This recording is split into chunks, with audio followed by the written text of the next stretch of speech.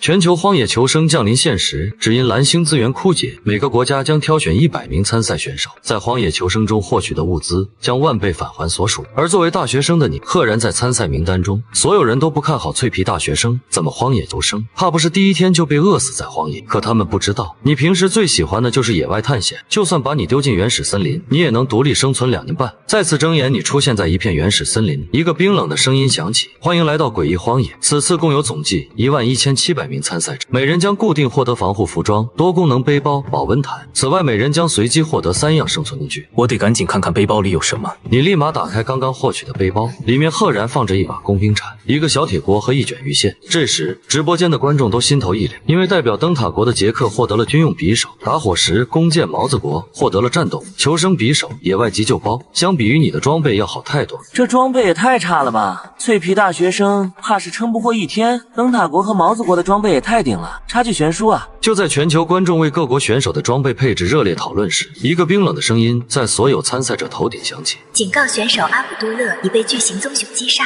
当前存活人数11699人。所有人顿时紧张起来，都意识到自己正面临着生死存亡的考验。而你这边刚刚装备好防护服和背包，你观察了一下周围的环境，湿度很高，土质松软，植物茂盛，这是典型的温带落叶阔叶林好。从头顶的阳光来看，现在应该是上午10点左右。就在这时，系统界面在你的视网膜上浮现：欢迎使用荒野签到系统，每生存3天便可签到1次当前位置。诡异荒野动物森林区赠送宿主新手大礼包大师级环境感知。瞬间，一股奇异的力量涌入大脑，风向、湿度、动物活动痕迹与植物生长状态，所有信息如潮水般涌入你的感知中。300米外有一条小溪，水质清澈，可以直接饮用。西北方向700米处有一个天然岩洞，适合搭建庇护所。正前方有棕熊粪便，说明这里有大型食肉动物。这就是大师级环境感知，有了这个技能，不得3天吃91顿呢。另一边，龙国国都偌大会议室里坐着上百位生存专家，巨大的屏幕上正是100位选手的直播。冷月直播间8000万人在线，陈虎直播间6000万人在线，而你的直播间仅只有30万人正在观看。大部分观众都认为脆皮大学生没什么好看。这时，一名中年男子快步走入会议室，他是龙国应急管理部部长李建军。李建军说道：我们必须成立最高指挥部，为选手们提供技术支持和心理援助。只因荒野规则中，每周可以发送1条100字内的消息给参赛者。你这边已经朝着300米外的小溪前进。当小溪出现在视野中，连你都忍不住眼前一亮，因为它看起来实在是太干净了，而且溪水中偶尔闪过的荧光更加证明这是优质天然水源，正好可以钓鱼，先解决食物问题。于是你取下背包，掏出鱼线和鱼钩，之后又找来树枝组装成一根鱼竿。随着工兵铲的挖掘，几条肥美的蚯蚓出现在眼前。一系列动作看似简单，实则不然。不一会儿你就找了个位置，抛出鱼钩。2分半过去，一点动静都没有。直播间里已经有人开始不耐烦了，怎么还没有鱼上钩？是不是这里根本没鱼？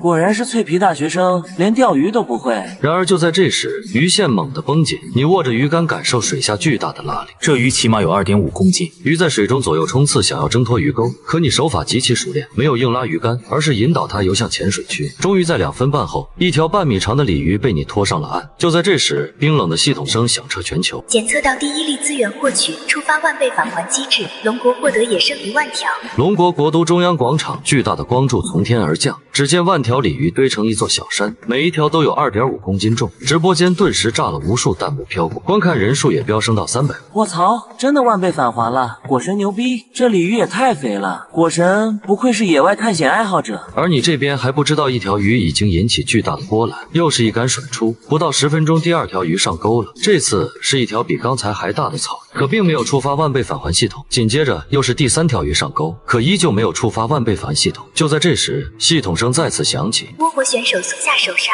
获得资源度3，奖励倭国毒3万。哈哈哈，小日子报应来了，真是活该。8个，为什么是毒蘑菇？松下手刹这个蠢女人。阿3国选手拉住获得资源腐烂果实5，奖励阿3国腐烂果实5万。棒子国选手瓢断雕获得资源臭鱼2，奖励棒子国臭鱼2万。其他国家的奖励也太离谱了，对比之下，果神的鲤鱼简直是神仙资源，龙国观众表示笑疯了，这就是差距啊！就在这时，又一道系统提示音响起，龙国选手冷月获得资源野兔，奖励龙国野兔1万。只见冷月这边一只受伤的兔子正躺在地上，冷月说道：“小家伙，下辈子投个好胎吧。”时间已经来到下午3点，你熟练的用工兵铲将鱼处理干净，随后你决定在这片水域附近搭建营地。之前感应到的山洞就是个不错的选择。在你提着鱼正要朝山洞走去时，一声棕熊的吼叫从远，跟随在后的是一头鹿的嘶鸣声。原来这附近有棕熊，你立马停下脚步，眼神锁定声音的源头。要知道，棕熊的攻击力和速度都极其恐怖。你站在原地听着远处的动静，心跳也止不住的加速，不是因为恐惧，而是因为兴奋。这里有稳定的清洁水源，鱼类资源丰富，植被茂盛。如果那个山洞适合居住，而且足够安全的话，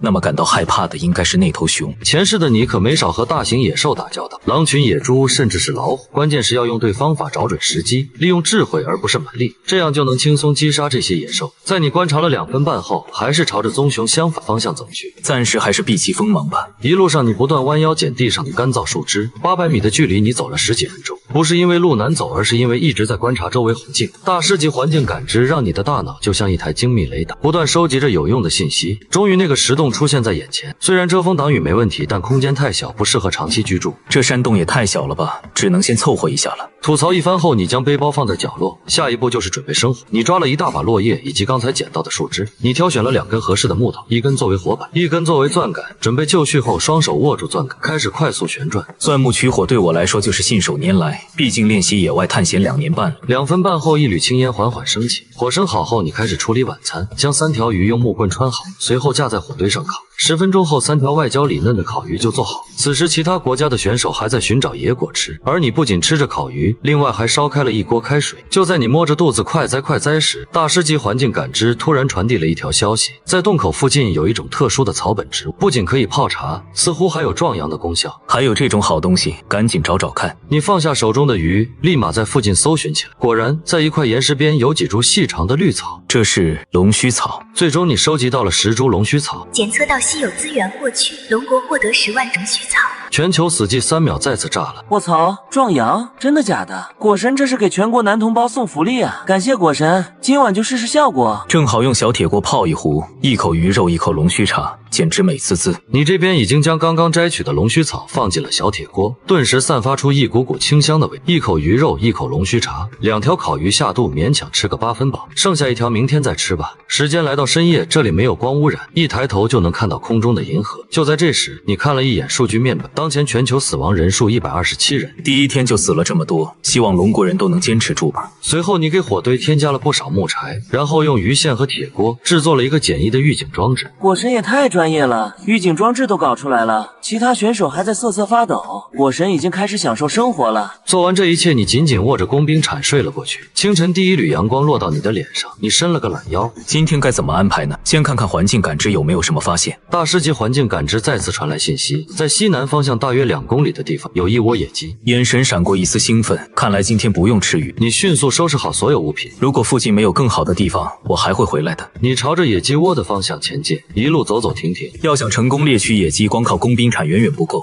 我需要制作一把长矛。它不仅攻击距离远，制作简单，而且能够弥补人类在速度和力量上的不足。你心中盘算着长矛的矛杆必须满足几个条件：足够直，足够硬，长度合适，重量适中。半个小时后，终于找到一棵合适的树。你带着工兵铲利索地开始爬树，一铲子下去就得到一根合适的矛杆。随后用工兵铲的刃部一点点地削着木头，矛头逐渐成型。等会儿生火后，把矛头再用火烤一下，木质会更加坚硬。整个制作过程大约花了40分。中途你还将昨天剩下的烤鱼吃了补充体力，一边吃一边观察周围环境。这种多任务处理能力让直播间观众叹为观止。满意的挥舞了几下长矛，是时候去会会那些野鸡了。就在你朝着野鸡窝前进时，龙国各个直播间突然炸了。兄弟们，快去看倭寇直播间！卧槽，倭寇那边发生大事了！只见倭国直播间内2个倭寇碰面了，女忍者松下手刹和南格斗家小逼宰制。哈哈哈哈！天助我倭寇大国！竟然真的遇到队友了，这组合简直无敌。然而这两人居然在全球几十亿观众的注视下紧紧抱在了一起。随后直播画面也被切断，系统提示该选手已关闭直播。冷知识：每个选手每天能中断直播2个半小时。全球观众瞬间懵逼，9.1秒，然后彻底炸锅。倭国最高指挥部刚才还兴高采烈的高层脸都绿了。巴嘎雅路，这两个白痴现在是谈情说爱的时候吗？而此时的你自然不知道外界发生的这场闹剧，你正全神贯注地朝着野鸡窝方向前行。大师级环境感知不断向你传递着周围信息。前方100米，3只野鸡正在觅食，2只成年野鸡还有1只幼鸟，大概只有成鸟一半大小，正好2只半，就是现在吃我一鸡吧。距离还有5米时，你停下脚步。此时2只成鸟在啄食地上的种子，幼鸟在旁边蹦蹦跳跳。你猛地投掷出长矛，矛尖精准地刺穿了1只成年野鸡的身体。另外2只野鸡受惊立即四散。你的目标已经达成，这是一只足有3-4斤重的肥美野鸡。检测到资源获取，龙国获得1万只野生野鸡。龙国各大城市的中央广场上，1万只活蹦乱跳的野生野鸡凭空出现，鸡叫声响彻云霄，场面极其壮观。野鸡1万只野鸡，果神太牛了！直播间人数瞬间突破500万。哎呦，你干嘛？你这边已经提着野鸡走在森林中，大师级环境感知提示：左前方200米有一片沼泽，右侧300米处有个小水坑，但水质浑浊。摇摇头，看来还是要回老地方。回到昨天钓鱼的地点，你开始处理野鸡。这些羽毛倒是可以留下来，以后制作弓箭可以提供稳定性。然后将一些不能吃的内脏丢进水中，过一会儿鱼群聚集过来也好钓鱼。快速清理出一片空地后架起火堆，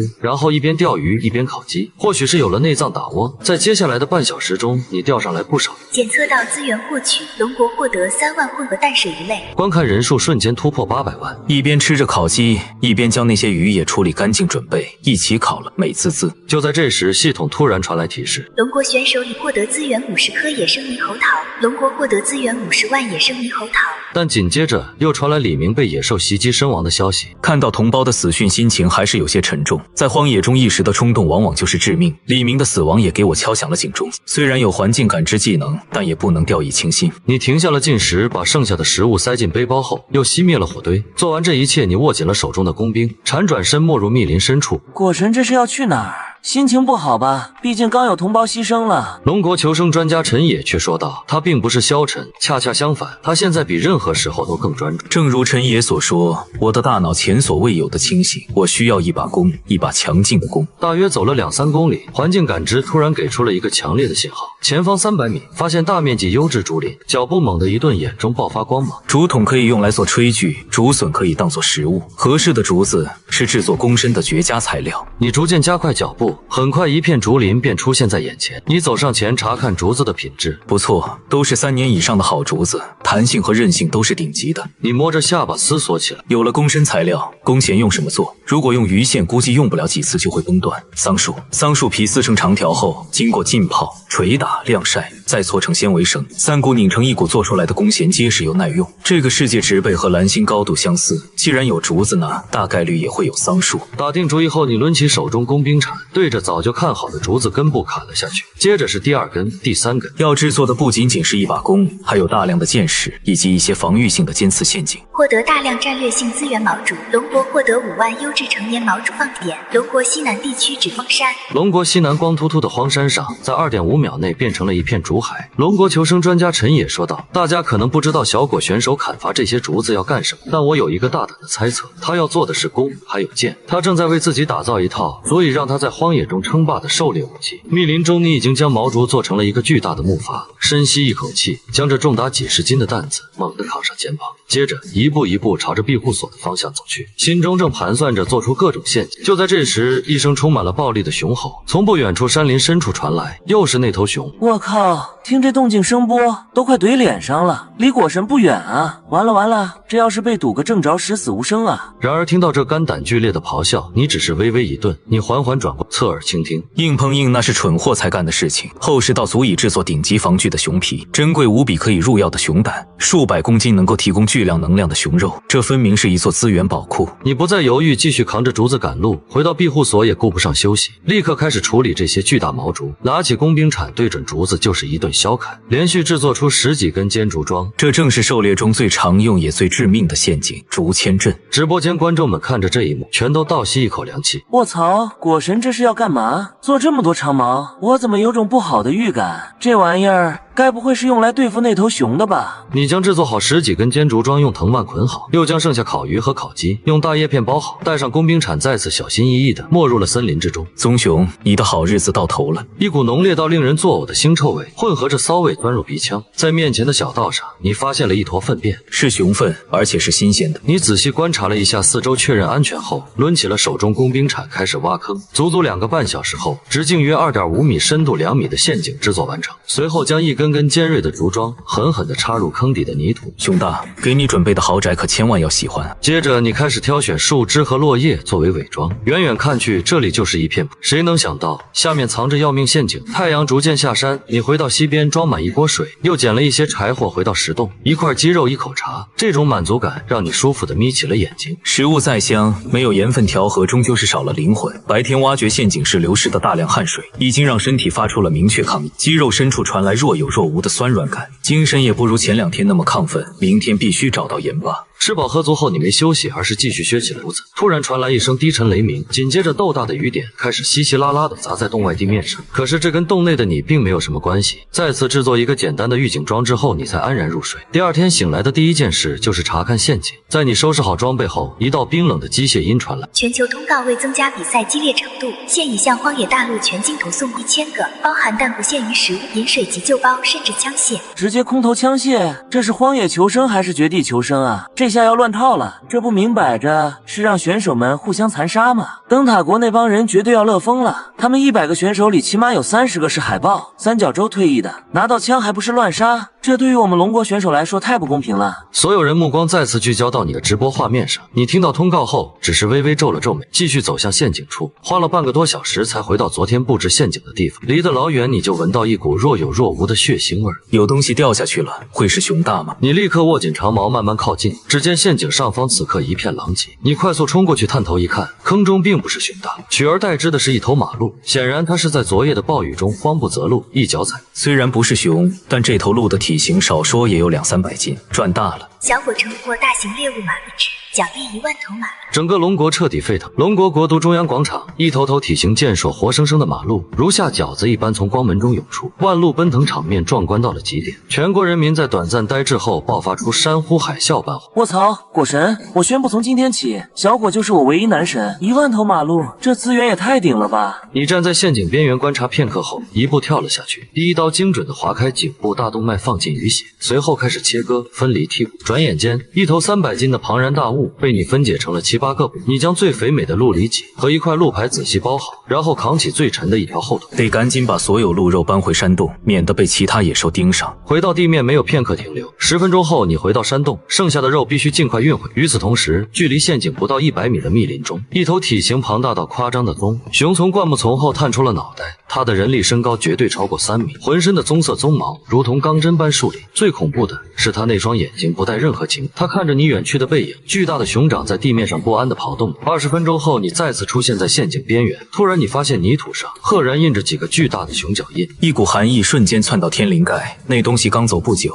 甚至可能就在附近。敢抢我的东西，看我不扒了你的熊皮！你眼神中的愤怒被冰冷的杀意所取代。回到洞穴，鹿腿静静地躺在阴凉的石板上，可你却一点胃口都。忍一时越想越气，退一步越想越亏。于是你头也不回地走出了山洞。你决定换个方向去一个从未探索过的区域，碰碰运气。就这样走了1公里，突然你脚步一顿，在左前方大约50米的地方有东西。走近后，你发现正是你苦苦寻找的桑树。太好了，有了弓有了箭，再配上桑皮鞋，那头熊咱们的账就该好好算算了。想到这，你立刻抽出工兵铲，小心翼翼地从桑树上剥下树皮，收集2捆半就差不多够了，回去就能制作弓弦。收集完毕后，你才心满意足地背上背包，正准备继续深入探索时，忽然右边肩膀被轻轻地拍了一下，那触感轻柔，带着一点温度，像是一只手。卧槽，什么人？几乎是一瞬间，你握紧工兵铲向后挥去，然而身后却是空无一物。下一秒，树上传来猴子的叫声，只见一只猴子正吊在一根树枝上，它咧嘴一笑，竟然试图抢走你的背包。这一次彻底怒了，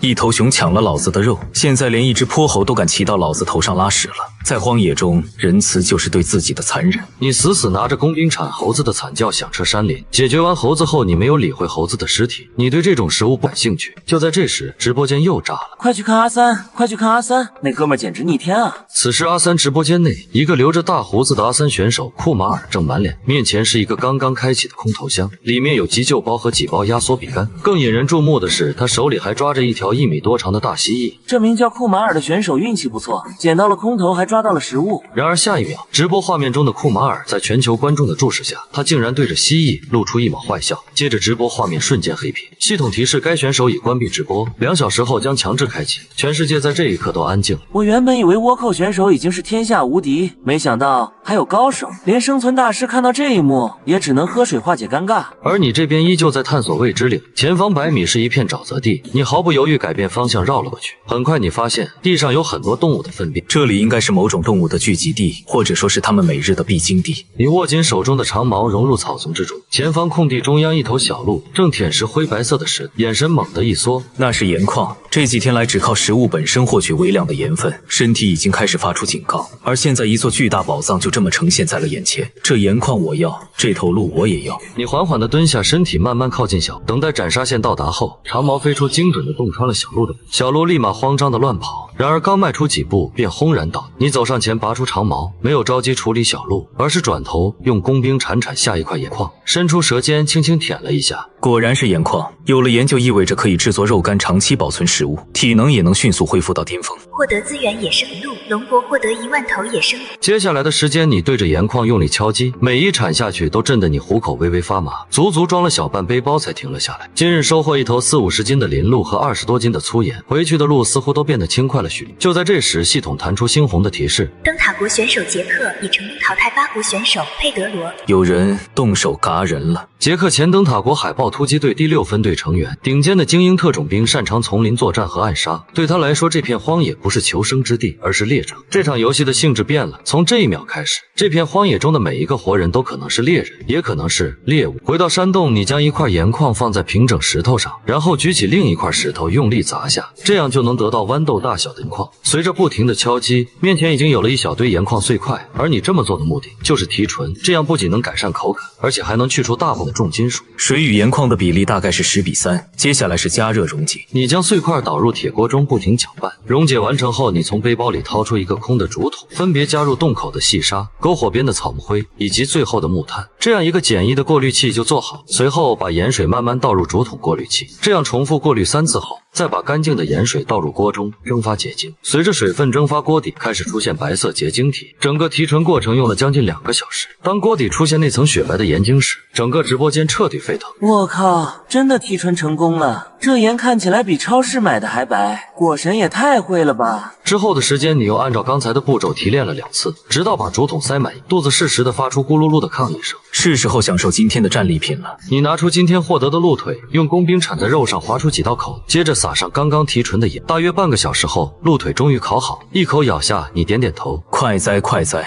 吃饱喝足后，你并没有休息，而是开始制作弓弦。桑树皮的纤维很韧性也好，是制作弓弦的上佳材料。你将树皮撕成细条，然后开始搓绳。弓弦搓好后，你又拿出之前砍的竹子，开始制作弓身。一坤石后，一把手感完美的竹弓出现在你手中，然后用较细的竹子制作箭杆。之前收集的野鸡羽毛做箭羽，大功告成。有了这把弓，那头偷我肉的熊也该算算账了，明天就能试试威力。第二天清晨，阳光透过洞口，说起来今天正好是第3天，不知道系统会给什么奖。检测到宿主已在荒野连续生存3日，符合签到条件，是否立即签到？在心中默念签到，并且关闭了直播。如果系统送出某些东西，肯定不能给观众看到。龙国直播间内原本清晰的画面一下黑了，10几亿观众瞬间炸了。我靠，什么情况？我的果神呢？怎么黑屏了？不会是出什么事了吧？别吓我啊！生存专家摸着下巴缓缓说道：“我猜他可能是在制作某种决定性的工具或者陷阱。”签到成功，获得奖励沙鹰手枪，子弹30发。热武器有了弓箭，我觉得自己步入了冷兵器时代，而现在有了这把枪，直接一步跨入了现代战争。可现在该怎么解释？总不能重新直播时对观众说，这是我用竹子和藤蔓搓出来的吧？空投，对，空投。你将弹匣连同手枪塞进了背包最深处，做完这一切，重新开启了直播，然后左手拿起新做的竹弓和剑，右手提着那根削尖的长矛，全副武装的走出了山洞。观众都发现你正在前往陷阱的方向。卧槽卧槽，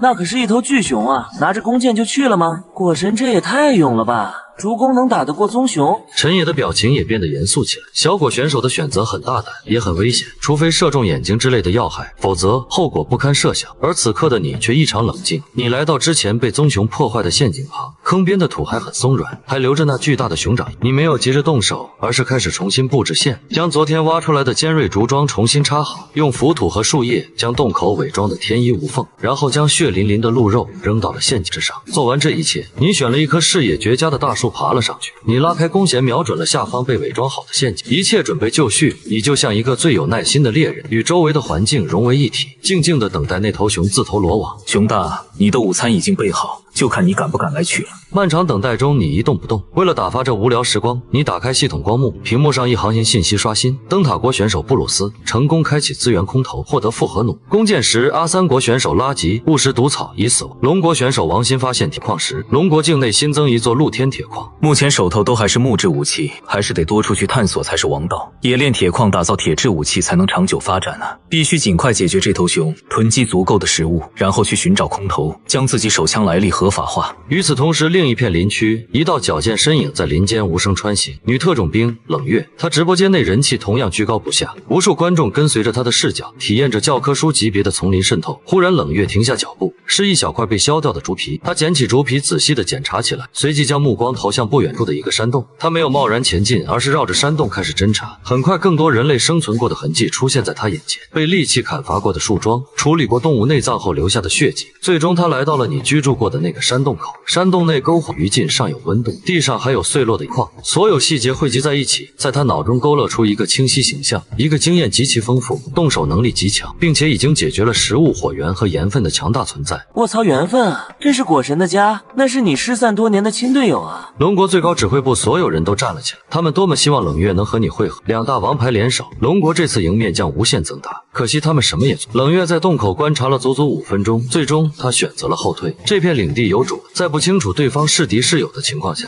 贸然闯入一个强者的领地是极其危险的行为。他需要去寻找其他需要帮助的龙国同胞。他摸了摸背包，里面有他制作的肉干，这些是他的口，也是留给未来队友的希望。此时你在树上已经待了4-5个小时，突然一阵极不协调的歇息息声传来，那是躯体碾过落叶和断枝的动静。猛地睁开双眼，只见一头体型庞大到夸张的棕熊正从密林深处缓缓踱步而出。它比你想象中的还要跑，站起来绝对超过3米。直播间瞬间爆炸，熊大是熊大来了！果神威，快跑啊！这玩意儿弓箭根本射不穿。陈野的表情前所未有的严肃，现在就看你的陷阱能不能起作用。那头巨熊一步步靠近陷阱，巨熊低头看着那块散发着诱人气息的鹿肉，但它没有动，只是绕着陷阱走来走去，时不时用鼻子用力嗅它。它似乎知道这顿美餐有危险。时间1分1秒过去，你的心也提到了嗓子眼。鹿骨制成的箭头死死锁定着巨熊的眼，你在等一个最佳时机，要么是巨熊失去耐心一脚踏入陷阱，要么就是它露出绝对的破绽。巨熊绕着陷阱走了足足3圈，但接下来的动作让你以及龙国几千万观众全都目瞪口呆。只见那头巨熊没有猛扑或者试探，而是小心翼翼地走到陷阱的边缘，然后像人一样控制着身体缓缓滑了下去。它庞大的身躯完美地避开了竹桩，陷阱上方的伪装层和鹿肉也跟着掉了进去。这畜生竟然毫发无伤地进入了陷阱，拿到了食物。卧槽卧槽，这他妈是熊？这比熊大熊二还聪明吧？整个龙国直播间弹幕彻底，所有人都被熊的智商给震惊了。树上你握着弓的手青筋暴起，你设想过无数种可能，唯独没有想到这种。坑底的巨熊叼起鹿肉就准备爬出陷阱，千万观众的心脏都提到了嗓子眼。机会来了！树冠之上，你嘴角却勾起一抹冰冷无度。当那颗头颅刚刚探出陷阱边缘时，嗖的一声，箭矢撕裂了林间的死寂。虽然精准无误地射向巨熊的额头，但这简陋的竹弓和鹿骨剑根本无法洞穿巨熊厚重的头骨。但是那股巨大的冲击力却结结实实地作用在了他的头上。巨熊吃痛，刚刚爬出大半的身体瞬间向后摔去。随着一连串的入肉声，那些致命竹桩终于迎来了他们的目的。一道撕心裂肺与暴怒的咆哮冲天而起，震得整片山林都在嗡嗡作响。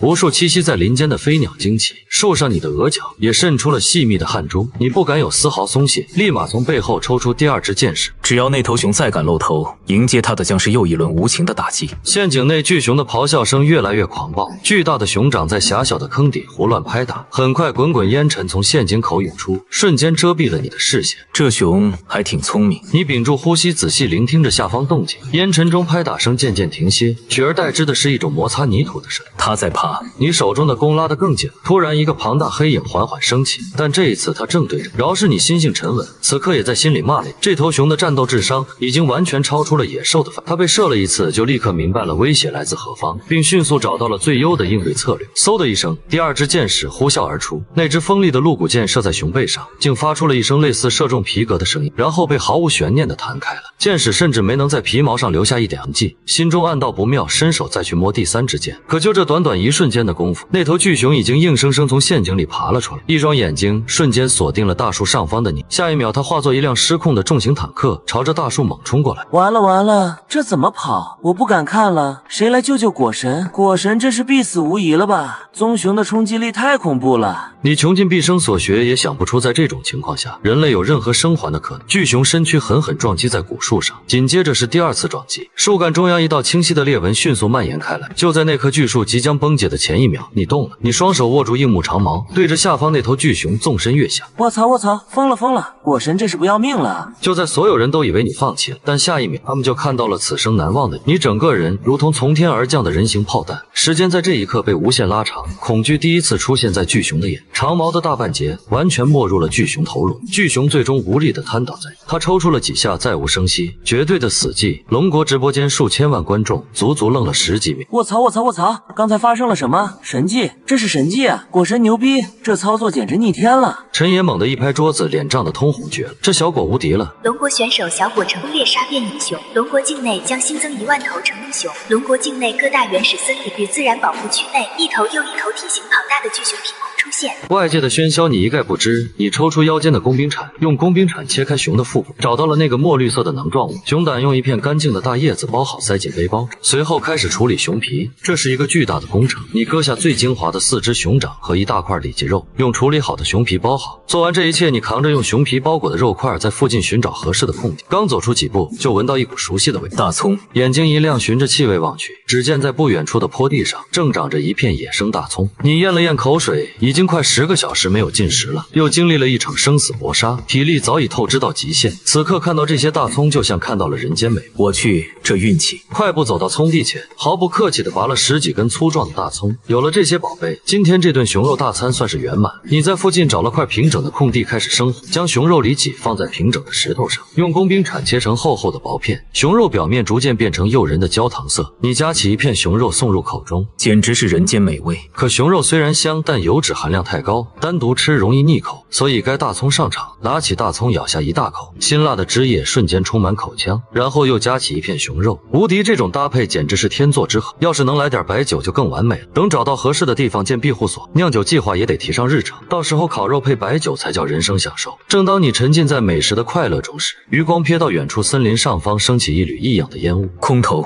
瞬间反应过来，眼中闪过兴奋的光芒，迅速估算了一下距离，大概在20公里外的密林深处，按照现在的行，估计得走1天，也急不来，先吃饱再说。在距离空投点更近的另一片林区，冷月同样看到了那缕红色烟雾。作为专业的特种兵，他比任何人都清楚空投箱的价值，武器装备、医疗用品、军用口粮，任何一样都能大幅提升生存能力。通过地形判断，那里应该是一片相对开阔的山谷，虽然地势平坦，适合空投箱降落，但同时也意味着缺乏掩护，容易暴露。冷月在心中权衡着利弊，空投点必然会吸引大量选手聚集，到时候免不了一场恶战。以他一个人的力量胜算并不大，但他别无选择，他必须为国家争取更多的资源。冷月检查了一遍装备，军用匕首、自制弓箭、几块肉干，还有一瓶水。他深吸一口气，朝着空投的方向前行而去。我操，冷月女神也看到空投了，这下有好戏看了。果神和女神会不会在空投点相遇？求求让你们组队吧！你将一部分熊肉用大叶子包好，塞进背包深处。可惜背包太小，大部分熊肉只能扔掉。地上上百斤的熊，这些在荒野中都是救命的宝，但没办法，一个人带不走这么多。随后你大步朝红烟方向走去，距离空投点更近的山坡上松下手刹，舔舔嘴。亲爱的，你看到了吗？小逼崽子露出一口白牙。当然看到了，我的小野猫。这次空投必须拿到手。两人收拾好装备，朝空投方向快速前进。全球各大直播间彻底沸腾。我操，这是要大乱斗的节奏啊！倭国那2个狗男女还在秀恩爱，恶心死了。他们有人数优势，其他选手危险了。此时你正在密林中快速穿行，熊肉熊皮再加上各种装备，总重量至少60斤。你感觉肩膀开始酸痛，脚步也慢了下来。这样下去到空投点的猴年马月，得想个办法加快速度。就在这时，脑海中那道熟悉的系统提示音响起，检测到附近存在特殊矿物资源，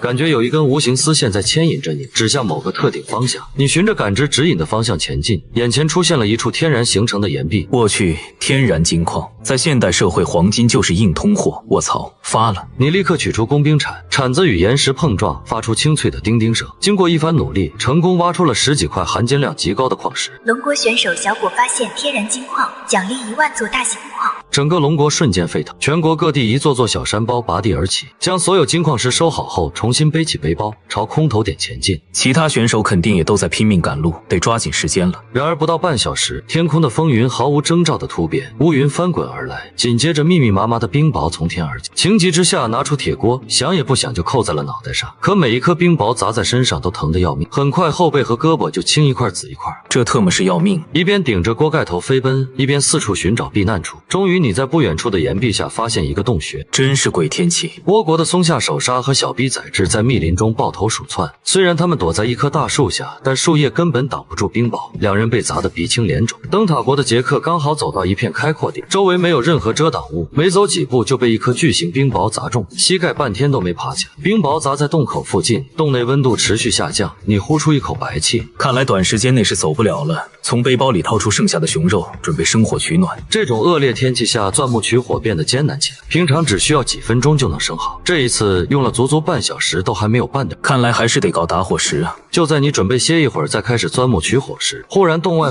传来一阵脚步声，你猛地回头看向洞外，悄无声息地握紧工兵铲，透过密集的冰雹雨，你隐约看到一个人影正朝着自己这个方向靠近。那道人影在冰雹中逐渐清晰，是个中等身材的男人，背着一个鼓囊囊的背包。这是哪国的选手？男人走到了距离洞口3米外的地，看到一脸警惕的你时，他露出了极度的慌张。我没有恶意，急忙高高举起双手。我靠，这家伙该不会是拽国来的吧？男人见你没有立刻攻击，稍微放松了一些，他慢慢将背包推向你那边。这是我的所有装备，只是想躲避冰雹，而且我愿意分享我的工具。你没有放松警惕，在这种环境中，任何陌生人都可能是敌人，但确实对那个背包很好奇。背包很饱满，里面装了不少东西。男人似乎看出了你的犹豫，他指了指洞口附近散落的干柴，又指了指自己刚推过来的背包。火，眼神一亮，这人是想说背包里有生火工具。你先退后10步，同时用工兵铲指了指远。男人立刻照做，老老实实退到10步之外。你打开背包查看，里面有一些压缩饼干和罐头，下面是绳索、小刀等常规装备。但最让你兴奋的是背包底部有一块打火石。随后你抬头看向那个混血男人，对方依然保持着投降姿势。你叫什么名字？杜邦，皮埃尔。你也没有找到自己国家的人吗？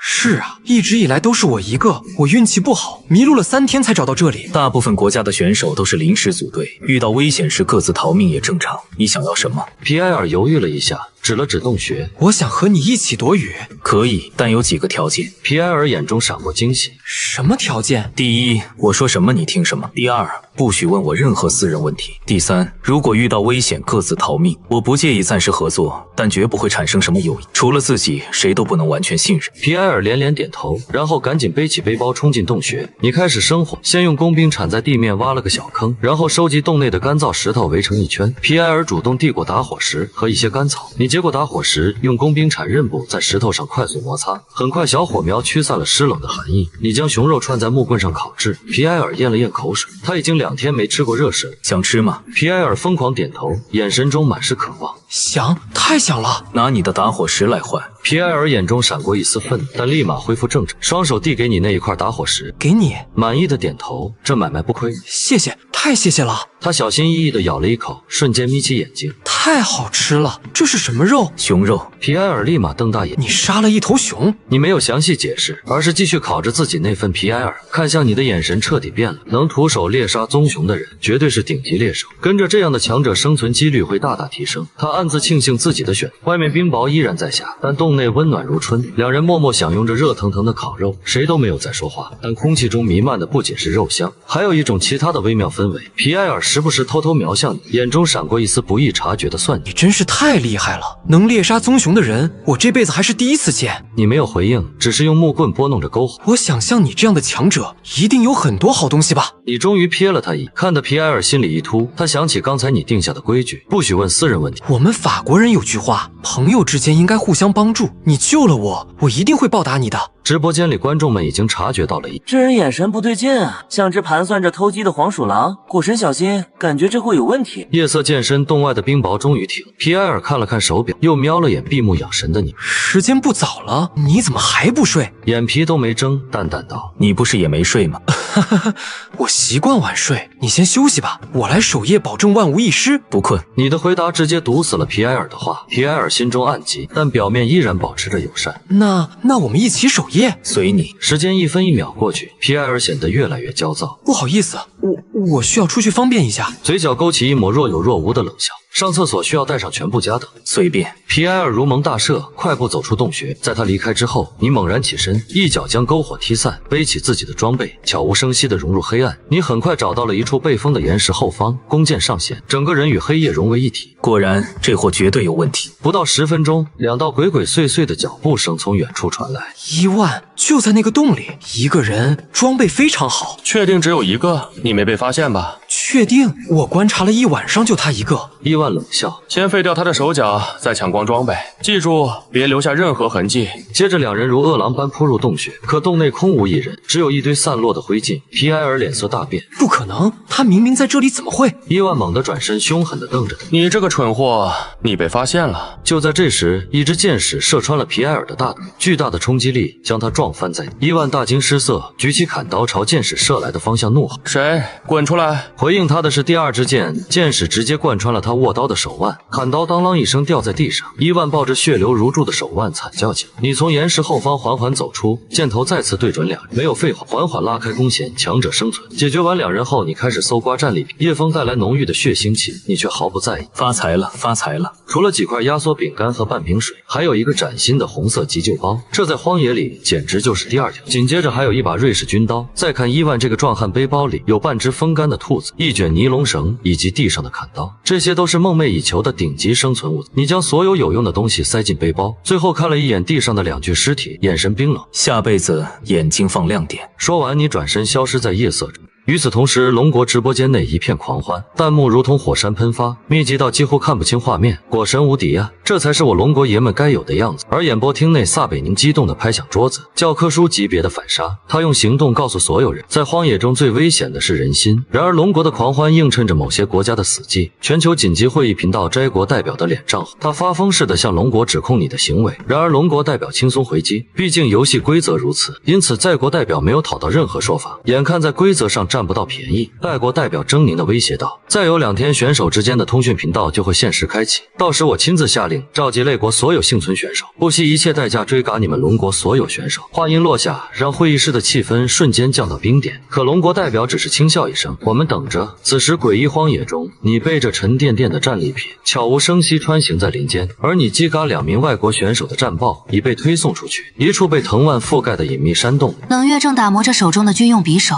下一秒，他的手表突然震动起来，见状，他目光投向屏幕。当看清那条战报时，他双眸猛地一缩。又是小果，做得好。话音落下，冷月更加用力地打，他知道自己不能被甩下。与此同时，龙国其他选手也看到这条消息，他们心中无一不涌起强烈的自豪感和希望。不久后，东方天际线泛起一抹鱼肚白，你站起身，拍拍身上的尘土，随后将沉重的背包甩到背上。接着，你开始辨认方向，然后朝着红色烟柱方向继续走去，眼中散发着势在必得的光芒。连续几个小时的高强度行军，你的双腿像是被牵贯，每抬起一步都酸痛无比，甚至开始微微发颤。于是你决定停下来休整，并补充能量。凭借大师级环境感知，你迅速朝着空气较为湿润方向前进。很快，一阵水流声传来，你立马拨开前方的灌木，顿时一条小溪出现在眼前。溪水不算特别清澈，里面还卷着细小的泥沙和枯叶，但在这种绝境里，这无疑是生命之源。此时，你卸下沉重的背包，接着从里面抽出砍刀。你走到溪边，选中一棵碗口粗的树，随后深吸一口气，猛地挥出砍刀，刀刃瞬间砍入近半的树干。见状，你忍不住低喝一声。随着你不断的挥砍，不到2分钟，小树应声倒。你寻思将其分解成一堆木柴，然后拿出打火石，用刀背对着那根黑色美条狠狠一刮，只见一簇火星迸射而出，精准地落在你准备的干燥引火物上。下一秒，青烟袅袅升起，火苗忽地一下窜起，不多时便升起一团温暖的篝火。你浑身的疲惫和寒意都被驱散。有火的感觉真好。说罢，你用工兵铲在溪边挖出简易的过滤坑，并依次铺上沙子、碎石和草木灰。你舀起浑浊的溪水反复过滤，然后灌进铁锅架在火上，等待水开的间隙，你拿出那半只风干的兔子，兔肉干得像块木头，但在你眼中却是顶级美味。熊肉出多了太腻，吃点兔子肉也不错。想到这儿，你掏出瑞士军刀，轻松将兔肉切成小块，并用树枝串起来架在篝火上烘烤。很快，油脂被高温逼出，一股浓郁的肉香在林间弥漫开来。龙国直播间里，无数观众被这诱人的画面吸引。演播厅内，撒贝宁忍不住咽了口唾沫，而一旁的陈也满脸严肃。小果处理水源的法是最经典有效的渗滤法，这是拥有极其丰富野外生存经验的体现。此刻溪边，你一边喝着烧开后的水，一边吃着外酥里韧的烤兔肉，彻夜未眠的疲惫都被一点点驱散。很快，你吃完最后一块兔肉，便用沙土将篝火彻底掩埋，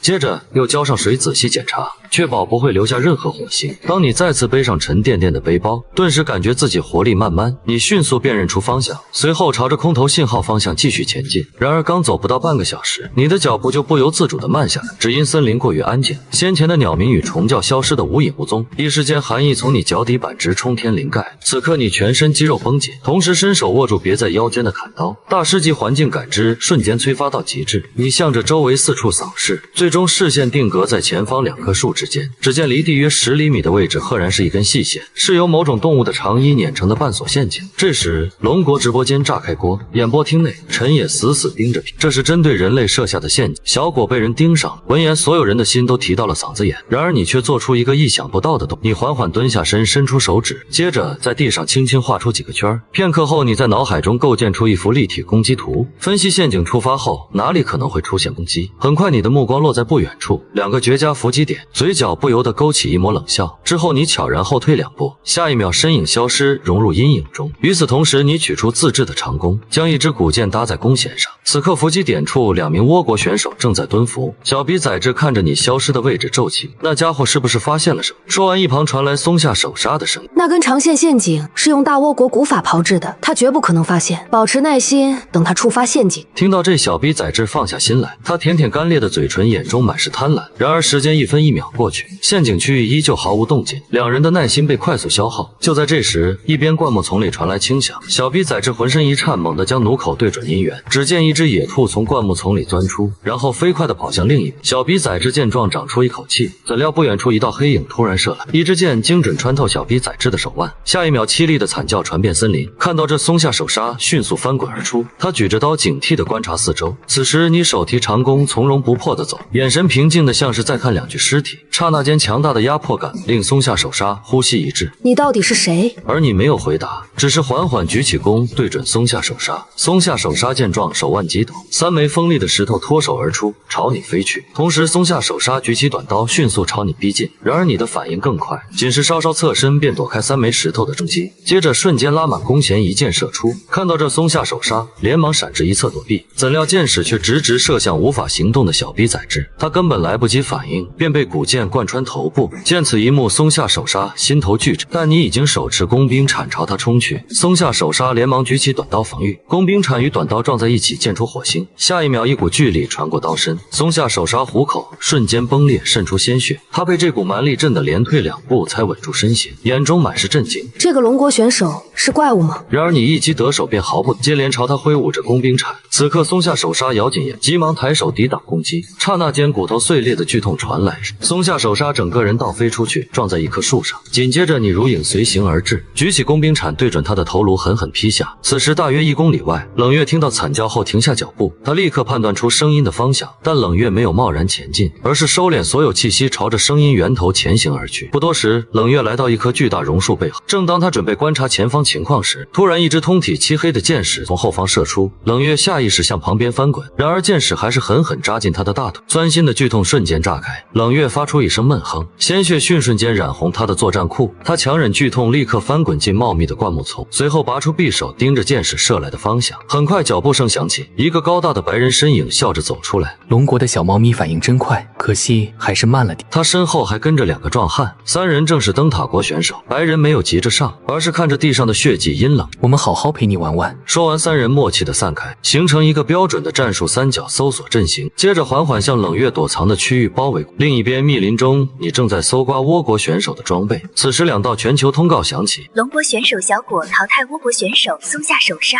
龙国选手小果淘汰倭国选手小 B 宰制。龙国直播间因此彻底引爆，而倭国直播间则陷入一片死。你回收所有能用的剑矢，并从2人身上搜刮出一柄短刀和半壶水，随后头也不回地朝着空投方向赶去。半小时后，你终于抵达目的地。只见一个巨大的金属箱静静地躺在空地上，你没有立刻上前，而是警惕地扫视四周，确认没有埋伏。接着，你平静地吐出4个字：直播关闭。下一秒，手表光芒瞬间暗淡，同时全球数以10亿计的观众屏幕一黑。果神怎么把直播关了？好像知道箱子里到底是什么啊！你无视外界的喧嚣，缓缓撬开金属箱，箱中安放着几袋密封好的，分别是高产耐寒土豆、速生抗旱玉米、高蛋白大豆。除此之外，还有一个更精良的军用急救包，一把多功能斧钳，以及一个巴掌大的太阳能充电板。见状，你眼神一亮，能稳定生产食物的种子价值远超任何武器。想到这，你迅速将东西收入背包，然后从背包里取出 M1911手枪和2个弹匣，将它们放进空空如也的金属箱中。做完这一切，你正准备重新开启直播，就在这时，身体猛地传来一阵强烈的，有很多人在靠近。随即你眼神一凝，瞬间闪身躲到一棵巨树后。很快林中传来脚步声和交谈声，灯塔国的3名选手出现在空地上，并且他们中间还压着一个人，正是受伤的冷月。为首的灯塔国选手凯恩扫过一眼空投，随即冷笑着开口道：出来吧，龙国的朋友，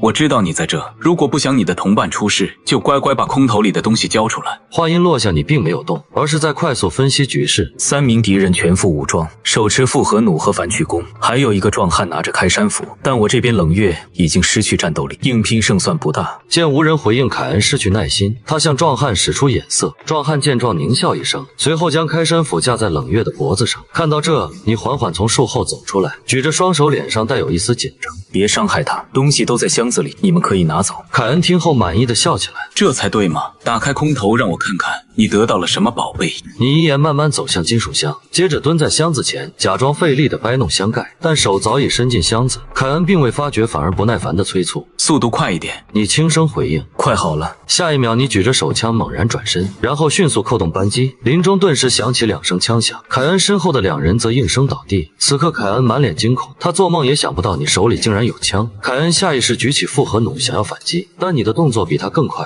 扣下扳机，2枪射出，一枪打飞凯恩手中的复合弩，另一枪则射中他的肩膀。只见凯恩惨叫一声，随后连滚带爬地冲进密林深处。森林重归寂静，你收起手枪，走到冷月身边，掏出匕首割断绳索。冷月则靠着树干捂住流血的大头，他看着你，眼中充满震惊与感激。而全球直播间已经乱成一锅粥，所有人都认为手枪是空投开出的奖。龙国上下一片狂欢，灯塔国则一片阴郁。此时冷月声音沙哑道：谢谢。你听后只是点点头，接着走到他身边蹲下，从背包里拿出军用急救包，打开。急救包中工具一应俱全。你拿起手术剪，慢慢剪开冷月伤口处的布料，并用左手稳稳按住他的大腿，随后右手握住剑杆，猛地一推再剑矢瞬间被拔出，但鲜血也立刻涌出来。冷月咬紧牙关，额头渗出冷汗，而你面不改色，迅速消毒创口，然后拿出针线开始缝合。你的每一步动作都堪称教科书级别。冷月见状忍不住开口询问：你到底是谁？你头也不抬，专注于手上的工作。龙国选手小果，手表上有我的资料。冷月闻言没有再问，他能听出来你不愿意回答。很快伤口缝合完毕，冷月郑重道：这个人请我记下了。你则收拾好急救包，站起身。你活着，龙国就多一份希望。我们现在只是龙国幸存者名单上的2个数字。说完，你迅速开始打扫战场，收获一件战术背心、一把复合弩和一整壶碳纤维剑矢。收好东西后，你朝冷月伸出手，他很快会带着更多人回来，我们得马上离开这里。冷月闻言立刻握住你的手，借助你的力量站稳身形。我们去哪？找一个新的庇护所，集合所有龙国选手，一个能让他们安稳的新家。说完，你的目光投向远方的山脉路。此刻密林深处，凯恩正疯狂奔逃，肩膀的剧痛几乎让他昏厥，但他丝毫不敢停下脚步。凯恩脑中不断回放着刚才的场景，恐惧瞬间占据他的心头，但随之而来的就是屈辱和愤怒。凯恩咬牙切齿道：小果，我发誓会让你付出千百倍的代价。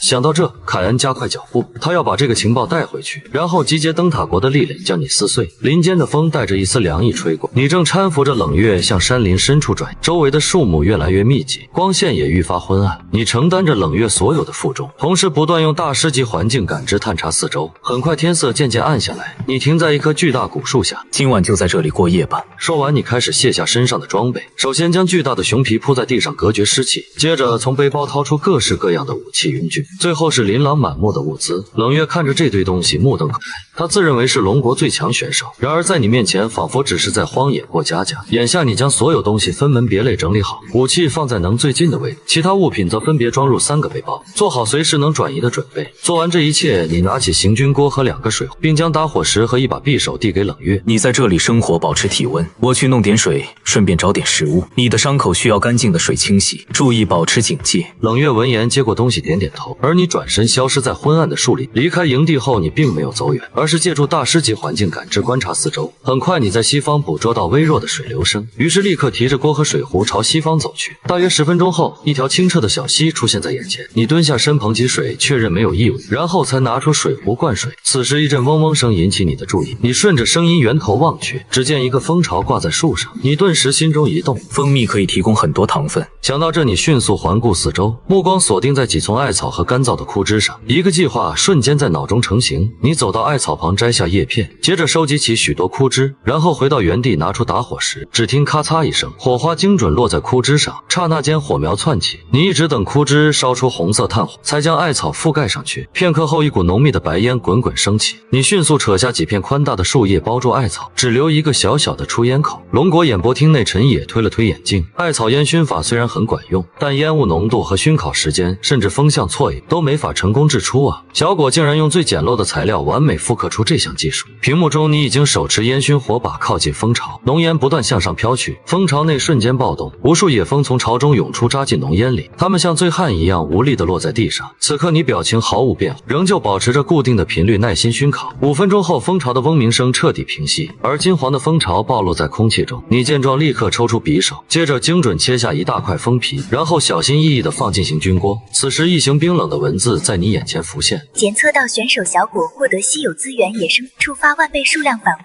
奖励正在发放。提示一闪而过，你并没有分心，而是带好所有东西转身准备离开。就在这时，你突然浑身绷紧，一股杀意从不远处的灌木丛中传来，一双眼睛正透过枝叶死死锁定着你的后心。你缓缓放下手中的水壶和锅，动作轻得没有一丝声响。与此同时，龙国无数区域内，一个个巨大的野生蜂巢凭空出现。最高行动组指挥中心内，通话声此起彼伏，全国范围内共计出现1万个野生蜂巢。消息传出后，龙国沸腾，而演播厅内陈野却死死盯着屏。小果这个姿势不对劲啊，他好像遇到东西了。此时你肌肉紧绷，望向那片灌木，只见一头成年灰狼窜出，他伏低着身子，不断抽动鼻头。你见状，伸手缓慢移向腰间的手枪，就在指尖即将触碰到枪柄的刹那，灰狼昂起脖子，发出了一声长啸，伴随着狼啸，你的心瞬间沉到谷底。你知道这头灰狼是在呼喊同伴。想到这，你迅速掏出手枪，只听夜色中一声枪响回荡，下一秒，灰狼的大脑被子弹贯穿，他庞大的身躯重重摔倒在地。然而还是太迟，此刻远方不断响起狼嚎声，声音由远及近，越来越密集。你看着眼前的灰狼尸体，一阵惋惜，随后咬牙一把抓起行军锅和水壶，接着头也不回地往营地方向狂奔。眼下时间就是生命，你必须在狼群合围前带上冷月突围。另一边，冷月已经听到枪声与狼嚎，他猛地从篝火旁站起，右手握紧长矛。尽管大腿上的剑伤仍在刺痛，但冷月依旧进入战斗状态。他比任何人都清楚被狼群围猎的后果。冷月脸上闪过一丝决绝，如果不能逃脱，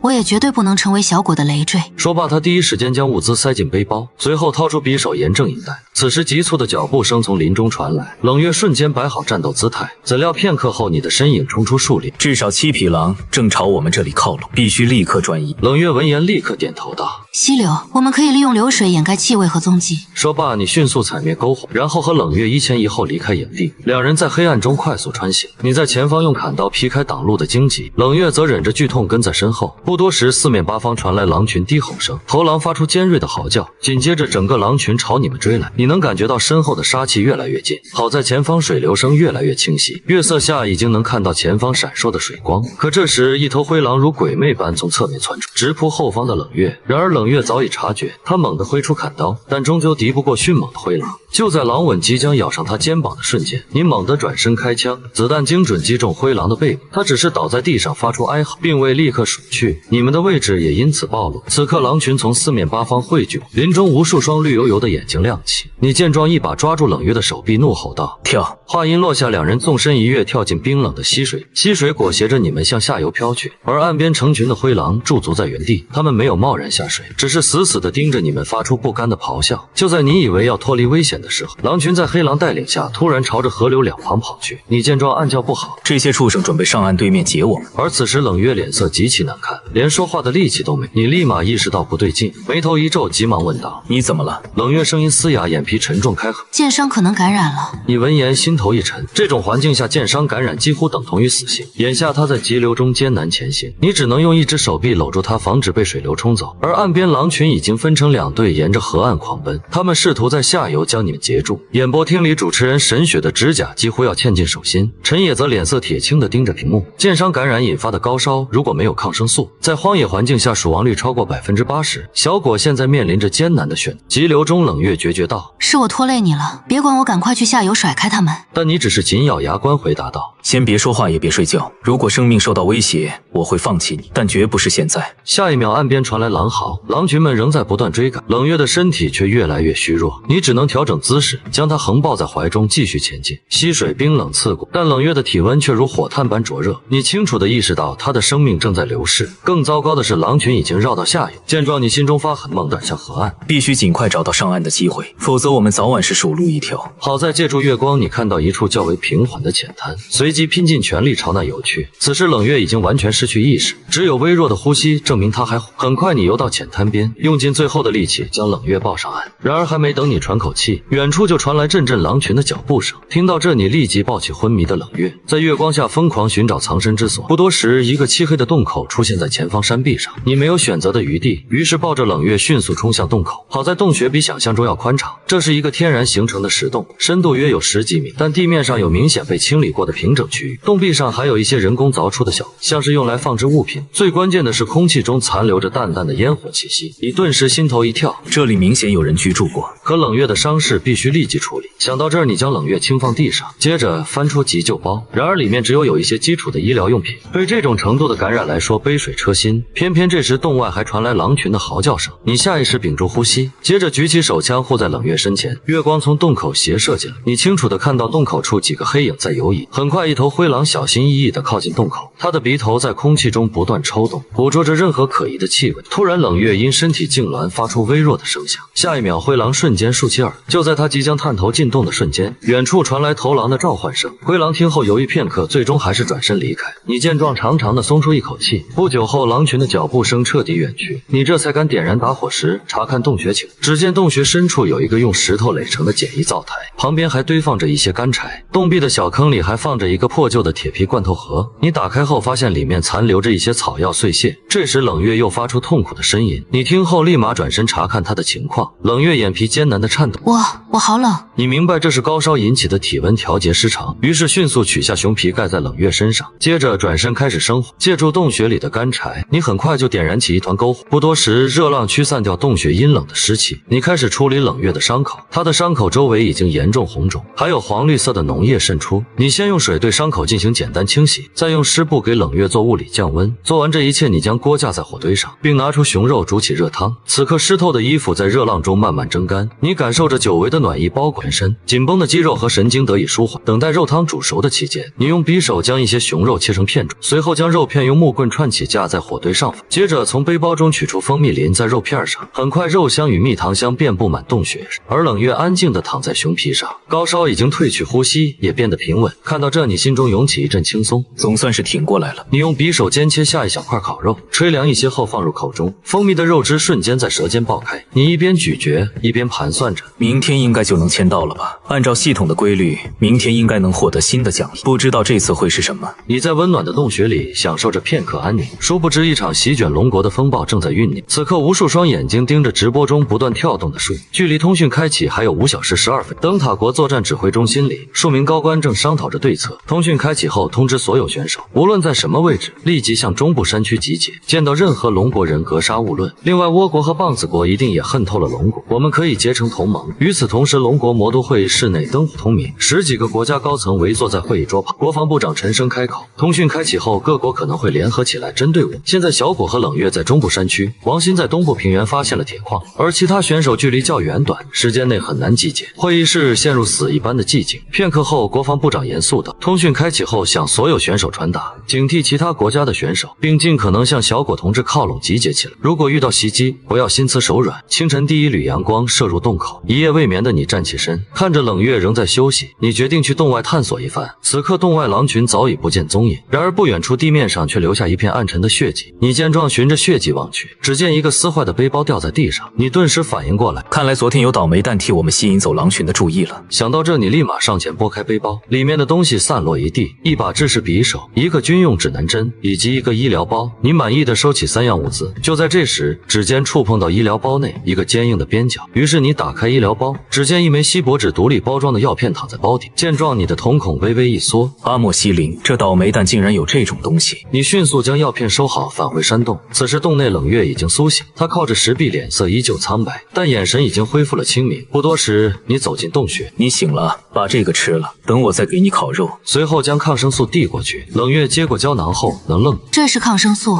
你从哪儿弄来的？闻言，你将过程复述一遍，然后开始重新生活。冷月自然知道在野外抗生素的珍贵程度，他深深看着你，没再多问，随后将药片干脆地吞下。突然一阵不合时宜的声响从他腹中传来，冷月脸色依旧平静淡定。我背包里还有点肉干，拿出来吃了吧。那是他之前猎杀野兔做成的肉干，之前一直没舍得吃，怎料你嘴角扬笑道：让你吃点好的吧。说完，你从背包中取出厚厚的熊肉片，接着熟练地穿在木棍上，再掏出一大块蜂蜜，均匀涂抹在肉片表面。下一秒，肉香飘满整个洞穴。看到这，冷月彻底呆住。你竟然还有熊肉和蜂蜜？你则头也不回，语气轻松道：前几天顺路打了只熊，又顺便掏了个蜜蜂窝。就在这时，两人的手表同时发出轻微震动，一条信息量巨大的消息发来，正是龙国队选手的传令。冷月看完后，脸色瞬间变得无比凝重，他猛地攥紧拳头。看来我们成靶子了。那就看看究竟谁才是猎物。此刻，你将烤好的肉递给冷月，眼里闪过一丝寒芒。先吃东西恢复体力，我们要在附近找个合适的地方打造庇护所，迎接我们的同胞和敌人。冷月闻言点点头，接过烤肉。就在你思考后续计划时，系统声突然响起：宿主已在荒野连续生存7日，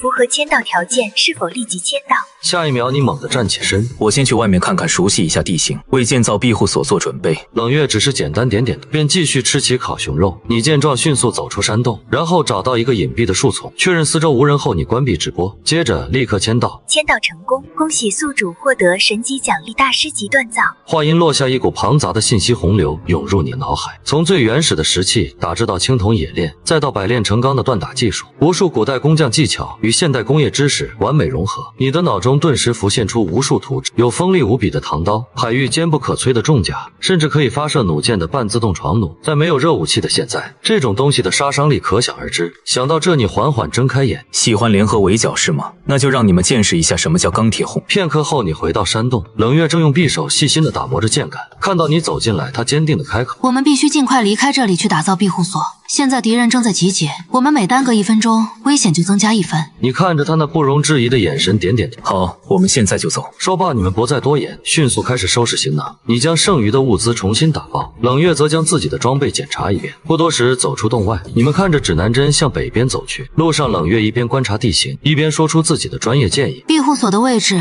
必须易守难攻，最好有天然屏障和稳定的水源，并且要有足够的隐蔽性。而你只是将目光扫过连绵的山脉，问道：还要有矿，铁矿或者铜矿，越多越好。冷月闻言只是深深地看着你。这段时间他已经完全认可你的，因此他十分信任你的决定。与此同时，在广袤荒野的各个角落，所有龙国选手都朝着同一个方向前。他们当中有的浑身是伤，有的饿到骨瘦嶙峋，但每个人都毅然决然地坚持。龙国直播间飘着不间断的弹幕，那是所有龙国人在为他们加油鼓。然而危险同样在集结，一片开阔的河谷地带上篝火燃烧，7、8个异国选手聚集在一起，他们装备精良，神情倨傲。从你枪下逃生的凯恩也站在其中，他看着远处冷笑道：龙国不乏一些贪生怕死之徒，只要用点计谋，那个被我们抓捕的龙国人就会乖乖去当内奸，而我们就在这里扎营，等着你的同伴到来。此时山林间，你忽然停下脚步，冷月见状立刻警惕地握住弓。怎么了？你没有回答，只是缓缓闭上眼。拜大师级锻造所赐，你对地壳下各种金属矿物的分布出现一丝感知，大地仿佛变成装有铜和铁的巨大堡。片刻后，你睁开眼，目光锁定在东南方向一座险峻的山峰上。只见山腰处云雾缭绕，一条巨大的瀑布从天而降，砸入深潭。山体裸露的岩石在阳光下泛着暗红色。你平静地开口道：找到了。话音落下，冷月顺着你的目光望去，那里会不会太显眼？然而你嘴角微微上扬，显眼方便我们的同胞找到。那里不仅有喝不完的水，周围的森林也能获取近乎无尽的燃料。最重要的是，那有一座无比巨大的赤铁矿脉。听到这，冷月的双眸浮现出震惊，不仅是因为赤铁矿的重要性，更是因为没料到你相隔数里都能发现铁矿。但他没有过多追问，只是坚定地给予你回复。走。直播间内弹幕淹没整个屏幕，皆是对你发现赤铁矿脉的震撼与激动。演播厅内，陈也满脸通红地笑道：那山峰和瀑布能提供无限水源和天然屏障，并且这片面积建立的庇护所足以容纳上千人，甚至还能开垦农田。画面内你们已经来到山峰下，水雾扑面而来，带着沁人心脾的凉。这是一片天然的环形山谷，左侧有高达100米悬挂瀑布的陡峭绝壁，右侧平地则有着肥沃的黑色土壤，上面长满各种灌木和野草，而平地的尽头是连绵不绝的原始森林。看到这，冷月眼中爆发出前所未有的光彩。这里是绝佳的庇护所地点，并且只有我们这一个入口。说着，冷月走到裸露的山壁前，伸出手触摸那些泛着暗红色光泽的岩石，岩石质地坚硬，入手冰凉。冷月见状，用匕首用力刮擦，下一秒铁锈颜色的石粉落下，竟真是赤铁矿。冷月回头看向你，眼神复杂，而你略显疲惫地开口：这里应该就是我们龙国的家了。说完，你将沉重的背包放下，然后躺在野草地上长出一口气。连日的奔波和战斗早已令你身心俱疲，加之最近你没有睡过一次好觉。冷月见状严肃道：好好睡一觉吧，有我在旁边。然后开始在周围检视树枝，而你小憩一会儿后也加入进来。全球直播间内乱作一锅粥，龙国观众欣喜若狂，仿佛已经看到强大的庇护所拔地而起。其他国家观众则纷纷出言嘲讽，认为此处是龙国选手的埋骨。画面中，距离山谷数十公里外的一处山脊上，两个身影正用望远镜遥遥观察着，他们是瑞国选手里奥与汉斯。此时里奥满脸不可思议道：我从未见过如此巨大的瀑布，我们要过去看看吗？汉斯闻言却摇摇头：现在他们几个国家像疯狗一样互相撕咬，我们的方针是保全自身活到最后，还是静观其变吧，先去找我们的队友。说罢，两人悄无声息地收起望远镜，接着迅速消失在密林之中。瀑布山谷内，你走向瀑布下碧绿如玉的深潭。锻造与淬火离不开水，平常生活饮用更离不开水，因此你必须确认这些水安全性。想到这，你沿着深潭边缘行，深潭整体清澈见底，甚至有几条小鱼在水中快活地穿梭。然而你的眉头却微微皱起，太安静了，这么大的水潭竟然没有大型水生动物的痕迹。你将目光投向深潭深不见底中央，那里的水呈现出幽暗的墨绿色，并且从中渗透出一丝若有若无的危险气息。你伸出手指轻轻触碰潭水，突然一股强烈的恶寒窜遍全身，你瞬间收回手，猛地后退几步。潭底有东西，而且是一个极度危险的巨型生物。你内心快速分析着感知到的信息，这个生物对庇护所是巨大的潜在威胁，但同时也是一堆顶级的资源，它的皮肉甚至骨骼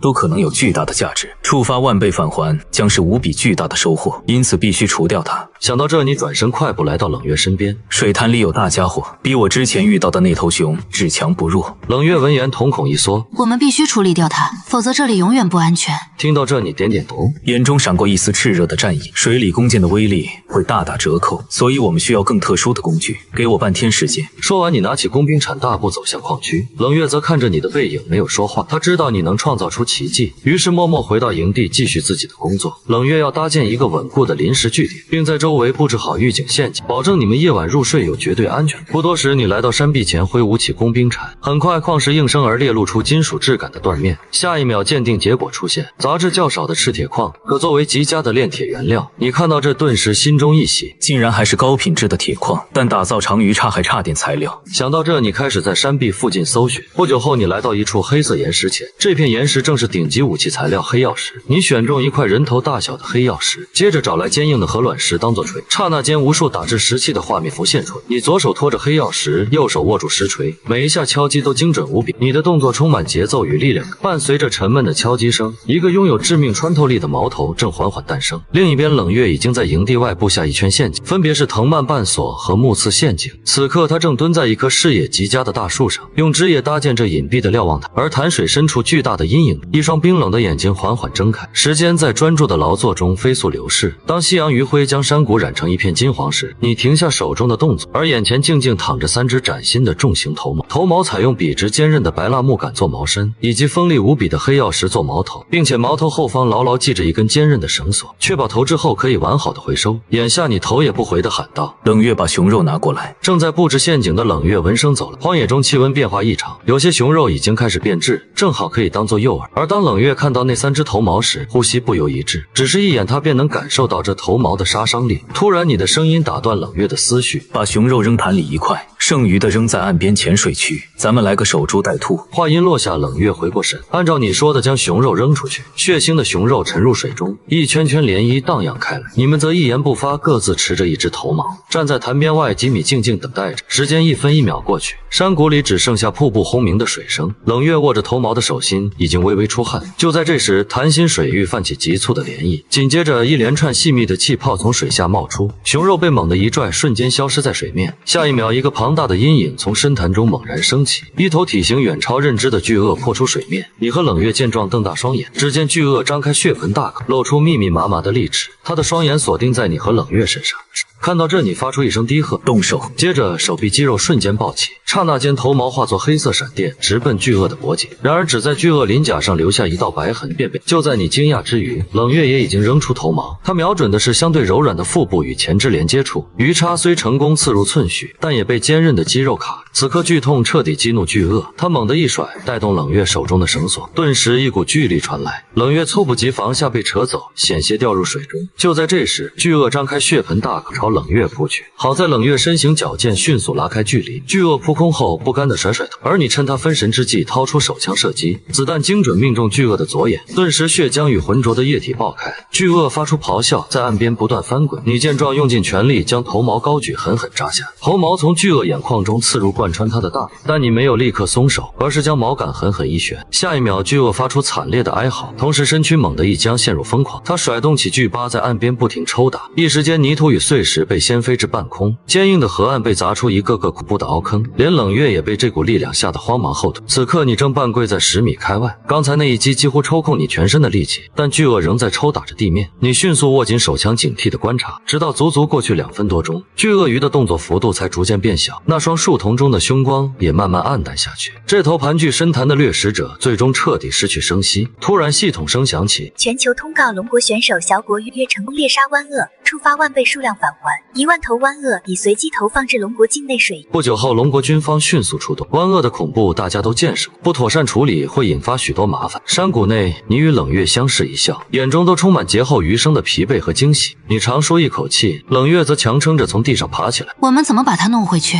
你闻言看着眼前的鳄尸体也犯难，这玩意少说也有1吨重，就地处理吧。说完，你绕着湾鳄尸体转了一圈，工兵铲敲在湾鳄鳞甲上发出闷响。你摇摇头，将工兵铲递给冷月。我去营地把工具拿过来，这身皮是好东西，不能浪费。冷月听后点点头。很快你去而复返，和冷月开始对这头巨兽进行解剖。湾鳄的皮甲坚韧无比，你用上砍刀和匕首也只能一点点的切割玻璃。冷月则在一旁帮忙将剥开的皮肉拉住。阳光下，2个身影蹲在巨大的鳄尸前忙碌着。不久后，湾鳄皮被剥下，你们开始处理鳄鱼尾。你边处理边进行讲解。鳄鱼身上最好吃的就是尾巴里这块月亮肉，肉质细嫩，没有腥味，堪比顶级牛排。冷月听着已经开始幻想吃下这块肉时的美妙。尾巴处理完便是4条大腿精肉，你们花费近2个半小时才将湾鳄解剖完毕。至于剩下的骨架和内脏也没浪费，你将它们就地掩埋充当肥料。计划种下空投箱里找到的农作物种。不多时，你们拖着沉重的湾鳄皮肉回到临时营地。你将鳄鱼肉放下后开始起火，片刻后篝火升起，驱散掉寒意，也带来安全感。你削尖树枝，穿上一大块鳄鳄鱼腿肉，接着将肉架在火上翻烤，油脂在高温下滋滋作响，滴在火焰中激起一簇簇火，浓郁的肉香瞬间弥漫开来。等待间隙，你拿来铁锅架在火堆旁，丢进去几块鳄鱼肉后加入溪水。冷月坐在一旁看着你忙碌的身影，嘴角不自觉浮现出一抹笑意。很快在火焰炙烤下，烤肉渐渐变成诱人的金黄色。你撕下一大块递给冷月，同时自己也拿起一块嚼起来。快吃吧，补充好体力。吃完我们整理一下物资，晚上好好休息，明天有很多事要做。冷月闻言立马接过，随后边大块朵颐起来。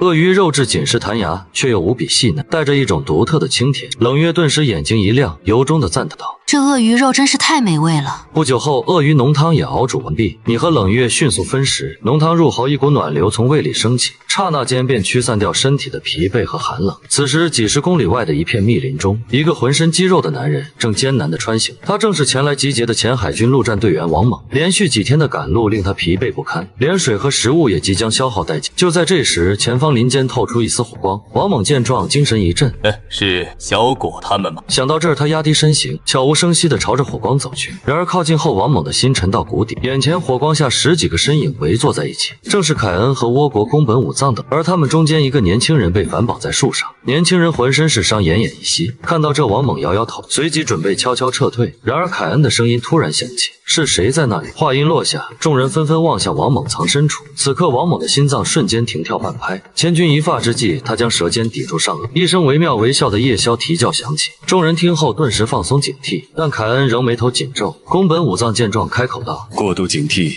就是胆怯的体现，凯恩君还是放松一点吧，毕竟我们有这么多人。”宫本的轻视让凯恩放下疑心，王猛这才成功逃脱。黑暗中，王猛不断辨认方向，最终朝着信息中提到的布山脉狂奔。他眼神无比坚定：“小果、冷月，你们一定要等着我。”此时，瀑布山谷内篝火噼啪作响，你和冷月正在清点物资。眼前一张巨大的湾鳄皮平铺在地上，墨绿色的鳞甲坚硬如铁。冷月用手抚摸着鳄鱼皮，眼神炽热。如果能做成护甲，足以抵挡大部分冷兵器的劈砍，甚至能对小口径的弓弩起到一定防御作用。你闻言点点头，有更重要的事得先去做。随后郑重捧出一个小布袋，布袋打开后3包种子露出来。冷月见状失声惊呼：“你连这个都有？”你则笑着回道：“我们今晚给家先简单升级一下，明天把种子种下。”说罢，你和冷月迅速动身。你将一张保温毯铺在棚顶上，然后挥动工兵铲挖起泥土。10几分钟后，一个平整的浅坑成型。你将收集的干草和树叶铺满坑底，最后和冷月一起将那张巨大的熊皮铺上去。至此，一个全新的庇护所出现在眼前。从外面看，它只是个毫不起眼的草，但内部却别有洞天。两人钻进庇护所后，外面的寒意瞬间被隔绝。熊皮的温暖与柔软令冷月忍不住兴奋道：“好舒服啊！”你则满意的点点头，并顺手往火堆里添上木柴。我手上半夜，你先睡。冷月闻言没有推辞，接着靠在温暖的墙壁上沉沉睡去。然而不久便有新的麻烦找上门，几只黑色的蚊子如鬼魅般盘旋在周围。你皱着眉抬手不断扇风，足足半个小时才将庇护所内的蚊子赶走一部分。明天得去找找能防蚊虫的东西了。庇护所外水声不断，你脑中却盘算着那座巨大的铁矿，无数的锻造图纸与制造方案在心中成型。光靠2个人还是太慢，希望能赶紧再来几根包。后半夜，冷月准时醒来守夜，你则靠着墙壁很快进入睡眠。清晨阳光刺入庇护所，你缓缓睁开眼。此时冷月已经将火堆重新点燃，并用铁锅煮着热水，一旁几块熏烤鳄鱼肉正在加热。冷月见你醒后，递来一个装满水的竹筒。你醒了。你见状接过竹筒喝下，随后撕下一条鳄鱼肉吃起来。今天我们把这附近探查一遍，摸清地形，看看还有什么能用的资源。另外要找出所有可能的进出路线，布置上一些预警陷阱。冷月闻言干脆的点点头，布置陷阱和警戒正是他的专业领域。吃过早饭后，你们熄灭篝火，接着带上武器和工具开始区域探索。你们沿着溪流向上游走去，走着走着，你突然停下脚步，抬起头用鼻子嗅着，前面空气里有一股很淡的甜香味。冷月听后也嗅嗅鼻子，我怎么什么都闻不到？你并未解释，只是微微一笑，然后带着冷月向山壁走去。你们拨开茂密的蕨类植物，并绕过一块巨大的岩石。下一秒，冷月被眼前的景象惊呆，只见一片崖壁上爬满粗壮的藤蔓，而藤蔓上挂着一颗颗褐色果实。冷月惊喜地叫出声，竟然有野生猕猴桃。你则摘下一颗捏在手中，还没熟透，不过可以摘一些带回去放熟。就在这时，冰冷的机械音响起，中国选手小果发现可食用资源野生猕猴桃。触发万倍数量返还1万株野生猕猴，陶腾以随机的放映。紧接着，龙国直播间瞬间炸开锅。龙国境内许多山区凭空出现大片野生猕猴陶腾，当地的林业部门和居民惊喜交加。山谷内，你和冷月采下满满一袋猕猴桃，然后继续探索。很快，你在西边的一片湿地上又有新发现。只见地上成片的荠菜与蕨菜摇曳着，你见状招呼冷月一起将野菜收下。片刻后，原路返回时，你再次顿住，一丝辛辣与清香的芬芳传来，你顿时眼神发光，将目光锁定在山谷另一侧的向阳坡上。去那边看看。说罢，你们穿过稀疏的林地，来到山坡前，眼前出现一片半人多高的奇特植物，它们拥有宽大的叶片，顶端还开着一簇簇喇叭状的粉色花朵。你走到一株植物前，摘下叶片闻着，一股熟悉的味道瞬间涌入鼻腔。还真是野生烟草，它的价值超乎想象。晒干的烟叶泡水可以当作纯天然杀虫剂，用来保护农作物，而经过特殊处理后，可以作为外用麻醉和止痛剂，当然还能做成华子提供精神慰藉。想到这，小果采摘下10几片品质绝佳的烟叶，嘴角止不住的弯起来。冷月看着你的样子，摇头笑了笑。不久后，你们满载而归，回到营地。冷月将猕猴桃放在角落等待催熟，然后用潭水把荠菜和蕨菜洗净加餐。你则坐在一旁，将烟叶用细藤慢蒸起，接着挂在火堆旁烘干。翠绿的叶片在热力下缓缓卷曲，颜色也逐渐加深，顿时一股辛辣而独特的香气弥漫开来。你紧绷许久的神经都得到一丝舒缓。此时，你的目光投向山壁上的赤铁矿层。午饭和营地警戒交给你，我要做一个炉子。说完，你拿起工兵铲，眼神里燃烧着一股炽热的光芒。冷月闻言用力点点头，交给我吧。话音落下，你大步走向外面的空地。演播厅内，陈野表情凝重，炼铁的难度超乎想象啊！光是建造合格的炉子就足以难倒绝大部分。屏幕中，你用工兵铲在溪边挖出黄色粘土，然后运到一块平坦的岩石上，接着从潭边捧来一些粗沙，按照特定的比例与粘土混合，并反复揉捏与捶打。片刻后，你从地上抓起一把枯黄野草，用刀切碎，均匀地揉进泥土，随后全身心沉浸在制作中。你将混合好的泥料一坨坨堆砌起来，凭借着脑中的蓝图将泥料夯实塑形。慢慢的，一个中空圆柱体在眼前缓缓成型。你将炉壁厚度精准控制在10厘米，内径则大约有30厘米，既保证炉内空间足够，又能确保炉壁坚固。此时，冷月已经在营地周围布置好预警陷阱，他提上弓箭，悄无声息潜入山谷深处的密林中，计划通过狩猎来保持战斗状态，同时储备下更多的食物。林间光影斑驳，冷月如同幽灵般在树影间穿梭。突然，他猛地停下脚步，一动不动。一头梅花鹿出现在前方空地上，它正在低头啃食着青草，对危险毫无察觉。冷月见状，缓缓举起长弓，羽箭化作一道蜀王流光射向梅花鹿，精准贯穿它的头颅。梅花鹿轰然倒地，不断抽搐，片刻便再无声息。西边，你用木棍在炉底侧面戳出通风口，至此一个土炉彻底完工。你看着自己的杰作，脸上满是笑容，这将是你工业革命的第一块基石。另一边，瀑布如龙自山崖奔腾而下，龙国明星林奕涵正扶着一棵古树大口喘息，他的催唇干裂，掀起好几层白皮，就连身上的衣服也被划得破烂不堪。此刻，林奕涵看着瀑布，欣喜道：“小果他们就是在这里吗？”但他不敢贸然靠近那片瀑布，只因在这片荒野上，什么都有可能发生。不论是其他国家选手的马，还是一只凶猛的野兽，都可能将他置于蜀地。山谷冷月拖着梅花鹿从密林中缓缓走出，你看到后心中赞赏道：“仅凭自己就能猎杀这么大的梅花鹿，不愧是特种作战队长。”冷月则将梅花鹿拖到潭边下游，准备解剖。你走上前开口道：“干得漂亮，鹿皮留着有大用。”冷月闻言点点头，脸上浮现出一丝柔和。随后，冷月拿出匕首，开始给梅花鹿剥皮。他的动作干净利落，毫不拖沓。而你扛起工兵铲和麻布袋，走向赤铁矿层。工兵铲尖端与矿层碰撞，一大块暗红色的石头应声滚落。下一秒，冰冷的机械音响起。龙国选手小果发现战略资源赤铁矿，触发万倍返还1万座储量巨大的赤铁矿脉，已投放至龙国西北地区。龙国官方直播间内瞬间陷入长达数秒的死。接着，弹幕如同火山彻底发。龙国最高指挥中心内气氛凝重，老将军泪光闪烁。天佑我龙国啊！甚至灯塔国高层都以低姿态试图交易全球无数会议召开，他们不得不慌，因为赤铁矿脉足以让龙国工业完成质的飞跃。荒野山谷中，你捡起赤铁矿石掂在手，随后迅速回到营地。你指着一旁的硬木堆向冷月开口：“冷月，帮我烧炭，把硬木堆起来，用湿泥糊上，留几个通气孔，点燃后焖烧。”冷月闻言立马放下手里的，然后开始建造烧炭的土。你则将赤赤铁矿倒在平整的石板上，用坚硬的石头当做锤子奋力敲击。不多时，赤铁矿被敲成拳头大小的碎块。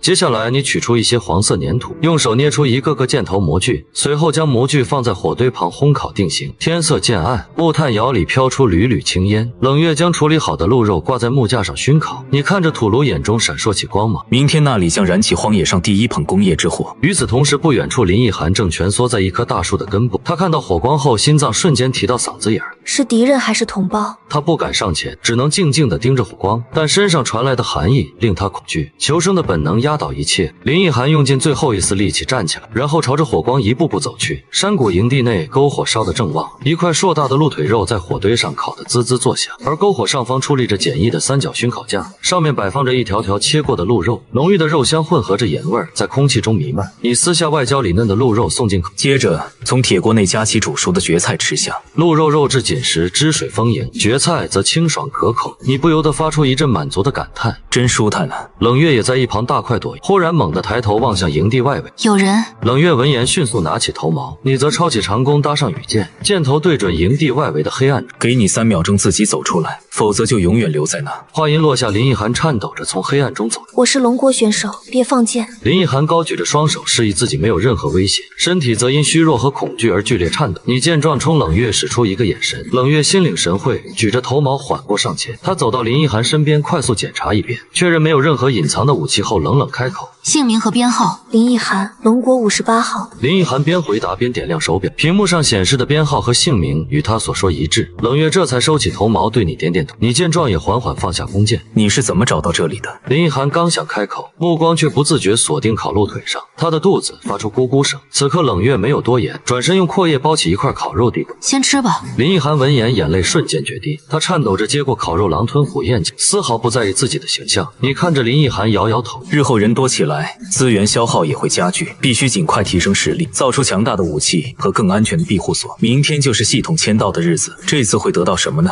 此刻，龙国最高指挥中心，一名作战参谋脸色苍白地冲进会议室。选手张鹏飞已经被俘虏12个小时了，这样下去他迟早会叛变。可距离下次通讯还有4天。老将军闻言，声音变得嘶哑，只能他们这4天内找不到小果吧。山谷内篝火噼啪作响，林奕涵足足吃下3大块鹿肉排。此刻他胃中传来许久未体验到的饱腹感，他声音沙哑道：谢谢你们。冷月没有说话，只是默默往火堆里添入干燥松木。你则目光平静，开口道：说说你的情况。林奕涵闻言，身体下意识绷紧，接着便开始讲述自己的经历。他声情并茂地讲述自己如何生存，并时不时露出身上的伤痕。你和冷月静静地听着。此时林奕涵声音忽然变低，眼神里也流露出一丝后怕。我遇到过好几波外国人，其中3个人行动迅捷，像是军人。重点是我看到其中1个人腰上挂着枪。冷月闻言，瞳孔猛地一缩。你看清楚是什么枪了吗？你的眉头也紧皱起来。林奕涵努力回忆着，黑色的一把，整体感觉手枪要长一些，枪前面好像还有个木头一样的东西。另外他们是亚洲面孔，但说的不是灯塔国和倭国以及棒子国的语。听到这，你和冷月对视一眼，无比凝重。这个情报非常重要。你原以为最大威胁是灯塔国与倭国的，但现在看来，真正的猎人还在暗中观察。山谷里的气氛一时间变得有些沉闷。片刻后，你打破沉默：好了，先休息吧。今晚我手上半夜，冷月下半。你身体虚弱，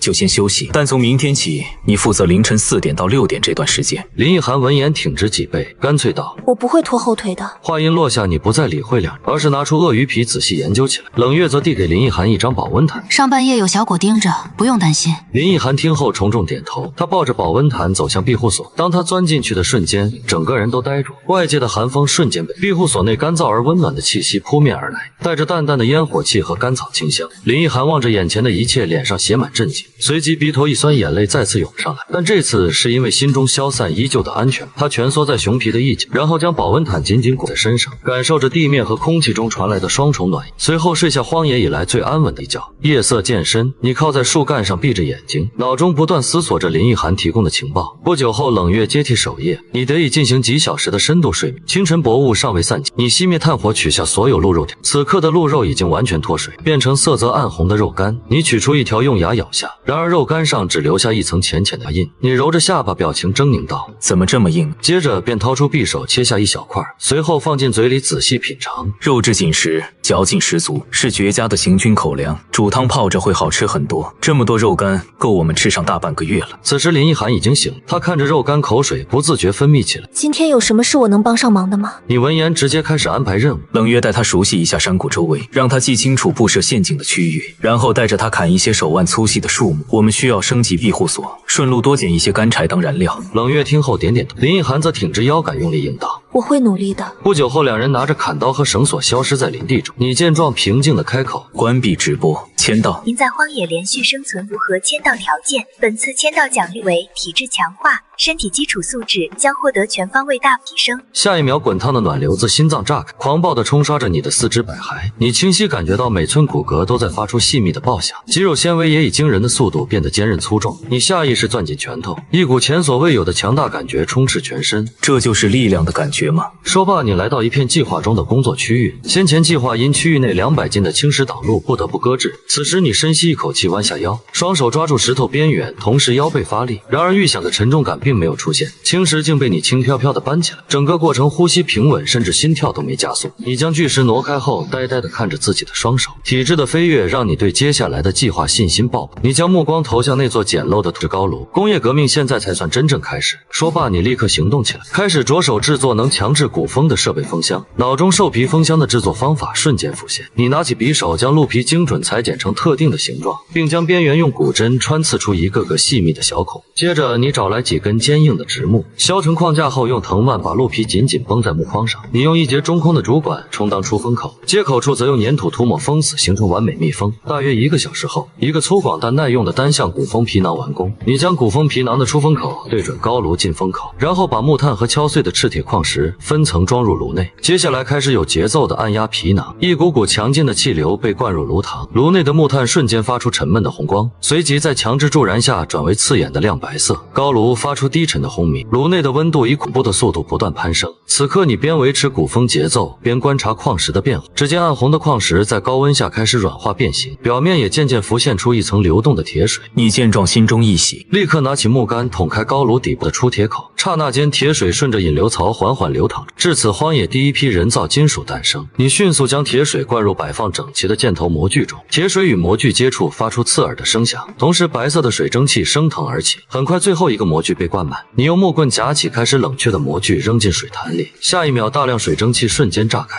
待到模具完全冷却，你将其捞出，在石头上一磕，焦黑的粘土外壳应声碎裂，露出一个带着倒刺的菱形箭头。此刻你仿佛看到一支由钢铁武装的龙国队。就在这时，直播关闭，倒计时归零，直播被强制开启，直播间瞬间被弹幕淹没，无数夸赞与震惊充满屏幕。突然画面中传来一声清脆的呼喊：果哥，我们有重大发现，我们在灌木丛发现一头刚出生的小牛，周围还有大型猫科动物留下的爪子。你听后眼睛瞬间亮起，晚上加餐吃烤全牛。说完脑中已经浮现出烤牛金黄酥脆的，怎料冷月叹气道：我就知道你肯定想吃掉小牛，这牛犊子可是个战略资源啊！如果养活它，以后就有源源不断的牛奶喝；如果驯化它，就多个强力的搬运工。你闻言愣在原地。你说的对呀。你愣神之际，冷月发现地上几十个金属疙瘩，他蹲下身捡起一个端详。这是铁箭头，你真炼铁成功了。林奕涵闻言也凑过。果哥，你以前还是个铁匠啊！听到这，你叉腰大笑起来。就是有点基础知识罢了。话音未落，冷月瞥见被挪开的青石，一个荒谬的念头瞬间冒出：难道是小果挪开的？但你的声音将他思绪打断。先去救小牛。不久后，你们抵达灌木丛，一阵极其微弱的牛叫声从里面传出。冷月上前拨开枝叶，只见一头牛犊正踉踉跄跄挣扎着起身，一双清澈又茫然的大眼睛望着你，它细长的腿打着颤，一次次的瘫软倒地。你见状蹲下仔细检查，发现小牛身上并没有明显伤痕，于是你用手背轻轻蹭蹭小牛的额头，小牛出乎意料的把脑袋往你手心拱，你索性将小牛整个抱起。走吧，我们回家。不久后回到营地，你用柔软的藤蔓做出一条简易的缰绳，将小牛牢牢拴在树下，接着铺上厚厚的一层干草，小牛很快便趴下蜷缩成一团。就在这时，林奕涵肚子咕咕作响，同时脸上浮现出一丝难受。你看到后顿时明白过，看来还得造一个厕所，人越来越多，到处拉也不是办法。想到这，你一声令下，你们多砍一些树，庇护所加固后，咱们再建一个厕所。听到这，林奕涵脸上顿时出现喜色，冷月则默默点。很快，冷月和林奕涵再次进入里，你则扛着工兵铲来到营地50米外的一处下风口，你选好位置，并用脚划出一个范围，接着便挥起工兵铲开始挖坑。体质强化后，你干活变得像喝水一样简，没用多久，一个2米深坑初具雏形。你脑中不断思索着如何优化厕所构造。此时，瀑布山谷下一片密林中，王猛满脸是伤坐在地上。半小时前，他刚摘满1兜野果，正准备找地方休息，怎料几只猴子出现，将所有野果抢走。王猛见状，当即就追上猴群，一番搏斗下，最终只抢回小半兜野果，脸上还被猴群挠伤。眼下，王猛抬头看看天色，起身继续朝瀑布声方向走去。不久后，王猛脚步忽然一，眼前地面上出现一串人类脚印。王猛见状，迅速冷静下来，随后循着痕迹潜伏过去。视野中，一个倭国男人正背对他在树下如厕。看到这，王猛瞳孔骤然一缩，右手握住腰间柴刀。你的好日子到头了。下一秒，王猛冲上前捂住倭国人口鼻，接着握紧柴刀狠狠砍下。倭国人来不及反应，便被斩杀。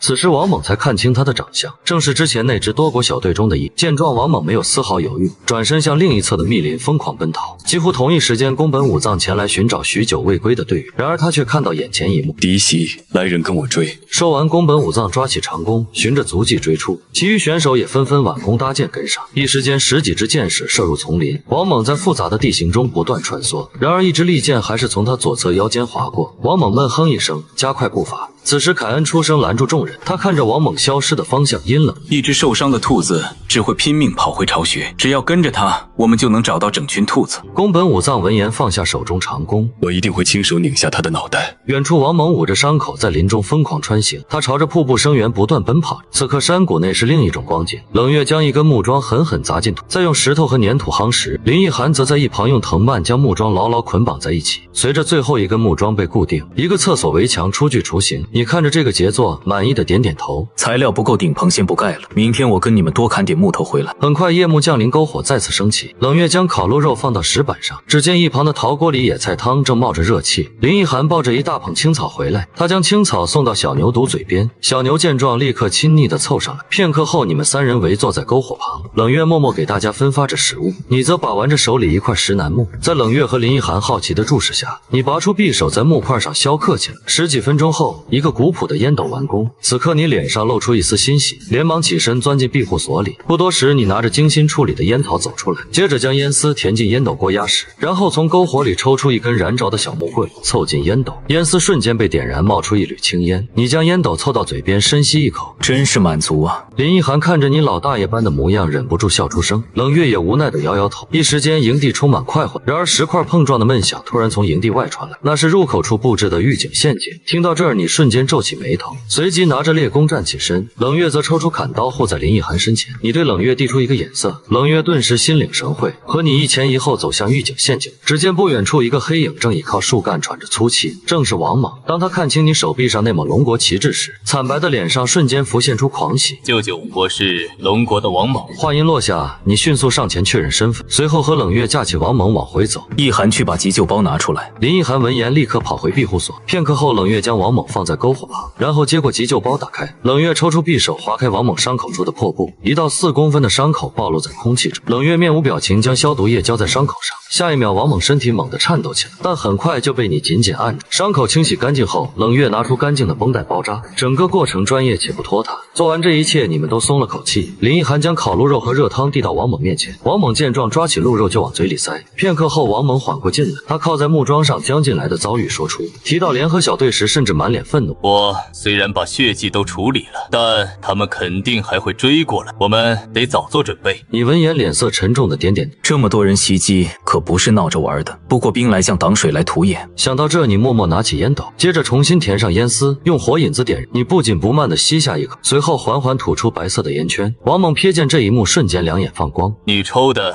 这是烟斗吗？你听后点点头。王猛见状，猛地坐直身体，丝毫不顾伤口传来的剧痛。哥们，快给我来一口，我嘎了个小日子，也算立功了。你看着他这副模样，哭笑不，连忙填入新的烟丝压实，带着还没熄灭的火引子递过去。王猛如获至宝般般接过烟斗，然后迫不及待地猛吸一大口，顿时辛辣的烟气直冲脑，呛得王猛眼泪鼻涕糊满一脸。三人被他狼狈的样子逗得直笑。此刻王猛感觉伤口都不再传来疼，他靠在木桩上，神情严肃起来。小果兄弟，咱们得聊聊正事了。如果被围困，又没有稳定的食物和水源，我们迟早会被联合小队拖垮。咱们得想办法主动出击。闻言，你平静地开口：“你和我想的一样，得先把追你的这伙人彻底解决掉，我们才能获得短暂的安全发育期。在这之前，你先好好养伤。今晚我和冷月守夜。”话音落下，王猛重重的点：“夜晚在你和冷月轮番守夜下安全度过。”翌日天刚蒙蒙亮，山谷10几公里外，一个身影踉跄着扑到溪边，张口贪婪地喝着水。他是龙国一个普通上班族选手赵子谦，长时间的饥饿让他头晕眼花，已经站不。就在赵子谦喝水时，附近的草丛发出声响，接着一个高大的身影走出来，手臂上赫然是龙国标志。赵子谦看到后几乎哭出来：“同胞啊！”那个身影看清赵子谦是龙国人后大笑起来：“兄弟，你也是龙国的，我叫张鹏飞，你是一个人吗？”张鹏飞热情的嘘寒问暖，甚至将自己的肉干分给一块赵子谦。赵子谦接过肉干，感激涕零：“我是一个人来到这的。”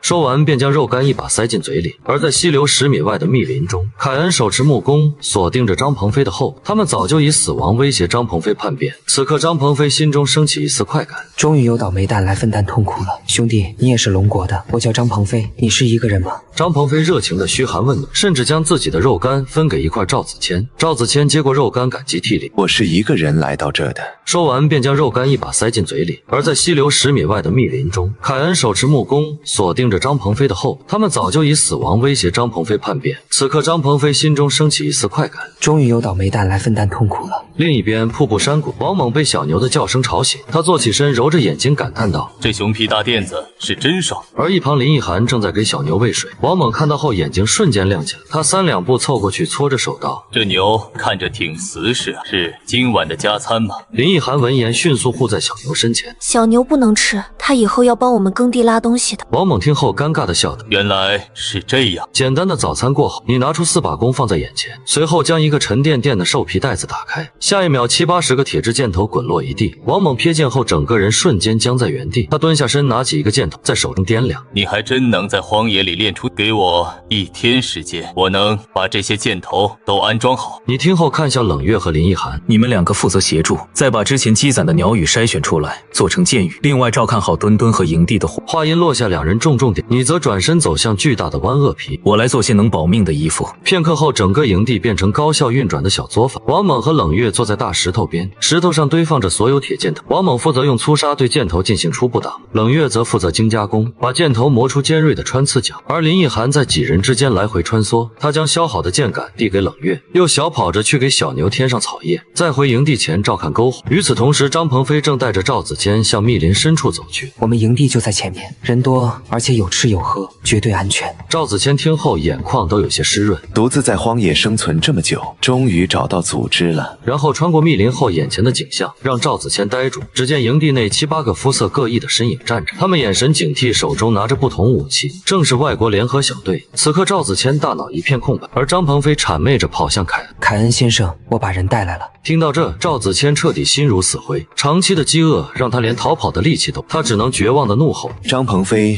你这个狗娘养的叛徒！”凯恩看着这一幕，脸上浮出冷笑，宫本武藏则上前一拳砸在赵子谦的腹部，下一秒赵子谦倒在地上，接下来是几人不断的殴打，而张鹏飞躲在后方，满脸幸灾乐祸。龙国官方直播间内气氛压抑到冰点，弹幕彻底被愤怒的火焰点燃，龙国10几亿观众的心都揪成一团，他们只能眼睁睁看着同胞被毒打，却无能为力。而灯塔国指挥中心内气氛却截然相反，灯塔国将军眼中闪过一丝贪婪，等凯恩继续活捉小狗，以后龙国的气运都是我们。此时你们对这些一无所知。山谷内王猛将最后一个箭头打磨好，扔进兽皮袋，他看着沉甸甸的兽皮袋并大笑。这时你起身对着几人大喊道：“停下手头的事，所有人关闭直播测试武器。”3人闻言迅速放下东西集合。片刻后，你们来到一片空地，王猛将一截粗壮的原木靠在岩石上作为靶，随后冷月拿出铁头剑搭在弓弦上，用力拉满弓身将箭射出，伴随一声低沉的闷响，箭矢瞬间射穿原木坚硬的外层。王猛看后眼睛都瞪直，这威力比木头剑强了不止1个档次，要是射在人身上，不得直接对准。连冷月眼中也闪过一丝满意，铁箭头的穿透力已经超出他预期，击。就在这时，你拿出4件鳞甲，正是用湾鳄背部最坚硬鳞皮制作而成。墨绿色的鳞片在阳光下反射着幽冷的光泽。你将鳞甲分别递给3人，穿上它生存几率会大大提高。3人闻言笑着点点头。王猛已经迫不及待地将鳞甲套在身上，他用力捶着胸口，鳞甲发出沉闷的巨响。这厚度和硬度简直是小防弹衣啊！很快全员换装完毕，你看着焕然一新的队友，将最后一只铁箭头装入箭囊。现在轮到我们当猎人，来场麻雀战，敌进我退，敌驻我扰。等他们成了惊弓之鸟，再找机会一击致命。王猛和冷月听后重点，他们完全认可你的战术。既已定下，4人立刻行动。林奕涵将小牛牵回庇护所，并用石块堵住洞口，只留出通风的缝隙。冷月则熄灭所有篝火，同时带上武器和食物。一切准备就绪后，4人小队如鬼魅般钻入密林。你走在最前方，双眼如同雷达一般扫视着周围，大师级环境感知全力释放。此时王猛蹲下身，捻起一片被踩断的植物。看痕迹，他们离开最多不超过3个小时。听到这，你们继续向前追踪出实景，怎料痕迹却在一片乱石滩前消失。冷月与王猛查看后都摇摇头，表示无能为力，准备分散开来重新搜索。然而你却站在原地一动不动，刹那间整个世界在你脑海中呈现出另一影像。空气中一股微弱的气流从东南方向吹来，你抬起手指向东南方，在那边大约2公里处。王猛闻言满脸惊讶，但看到冷月平静的表情后没再多问。那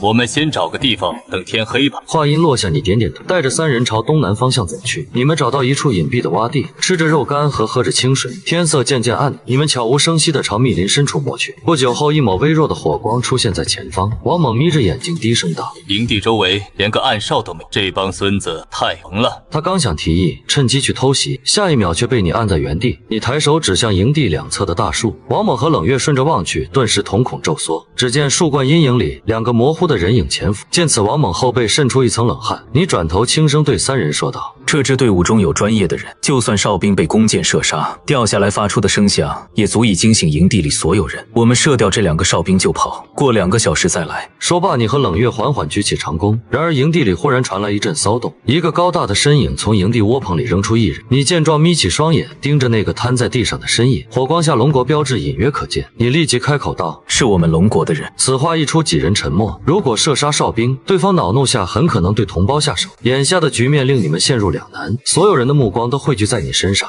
你的大脑飞速运转，无数个方案在脑中闪过又被突然你灵光一闪，看向王猛，脸上露出一丝坏笑。我记得你来的时候被一群猴子给袭击了。王猛闻言先是一愣，随即双眼爆发出骇人的金光。你小子够损！计划既定，你们立刻行动。很快，王猛凭借记忆带你们返回猴子林。他从兽皮袋里拿出数个猕猴桃，接着大摇大摆走到林边一块空地上。王猛用匕首削去猕猴桃表皮，露出果肉，顿时一股清新的香气弥漫开来。没过多久，周围的树丛里便传来轻微响。黑暗中，几双眼睛亮起，死死地盯着王猛身边的猕猴桃。一只胆大的猴子迅速朝王猛冲去，怎料王猛肌肉绷紧，瞬间出手，下一秒猴子就被他抓在手中。你们见状，拿起藤绳上前，仅片刻就将猴子捆。此时猴群炸开锅，10几只猴子从4面8方窜出来。你见状兴奋起来，来得好！猴群的攻击蜂拥而至，然而在鳞甲保护下，4人毫发无损。一时间6、7只猴子被俘，你们将其捆得结结实实。剩下的猴子见势不妙，飞速逃回林。你则示意3人离开。路上，你对林奕涵说道：待会儿需要你做一件事，放手大胆做，我相信你。如果计划失败，我还有后手。林奕涵听后涌起慌乱与恐惧，但看着你自信的眼神，他也变得坚定。我知道了。凌晨3点左右，你们抵达凯恩营地外围的一处湖泊。营地内树上的2个哨兵仍在警戒，而其余人都在沉睡中。你见状，立刻下令开始行动。王猛和冷月解开猴子身上的藤绳，林奕涵则悄无声息地离开。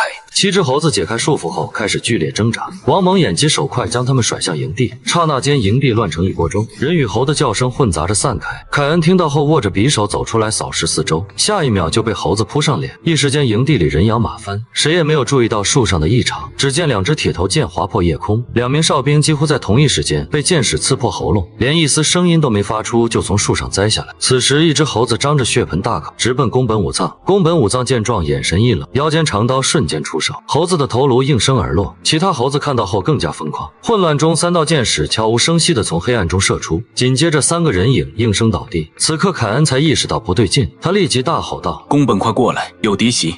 宫本武藏闻言迅速跑到凯恩身边，剩下的2个人也慌忙聚拢过来。4人警惕地看向四周，突然一支箭矢穿过，对方1名手下瞬间倒地，但凯恩也因此发现你们的位置，他举起弓瞄准你们射出。剩下3人见状也发起攻击，3支箭矢呼啸而出，你们连忙压低身形躲避，同时向另一侧跑去。交火依旧在持续，很快凯恩发现不对劲，你们总能在他们准备还击的瞬间精准攻击，逼得他们只能狼狈躲闪。想到这，凯恩眼中闪过一丝狠。你们2个拖住敌人，我去把人质带过来。话音落下，3人迅速散开。片刻后，你眉头微微一皱，感知中一个身影正从营地边缘的窝棚钻出，他手脚并用地往反方向钻入密林，随后连滚带爬的疯狂逃窜。你心中疑惑，这个时候谁会逃跑？远处月光透过树叶的缝隙，一道逃跑的身影出现，正是张鹏飞。营地陷入生死混战时，他趁乱逃走，无论落入谁的手中，他都是死路一条，因此他必须逃。张鹏飞拼命安慰着自己，同时加快脚步跑向密林深处。营地内战况愈发激烈，联合小队又1名小弟被铁剑贯穿。宫本武藏看到这一幕，咬紧牙，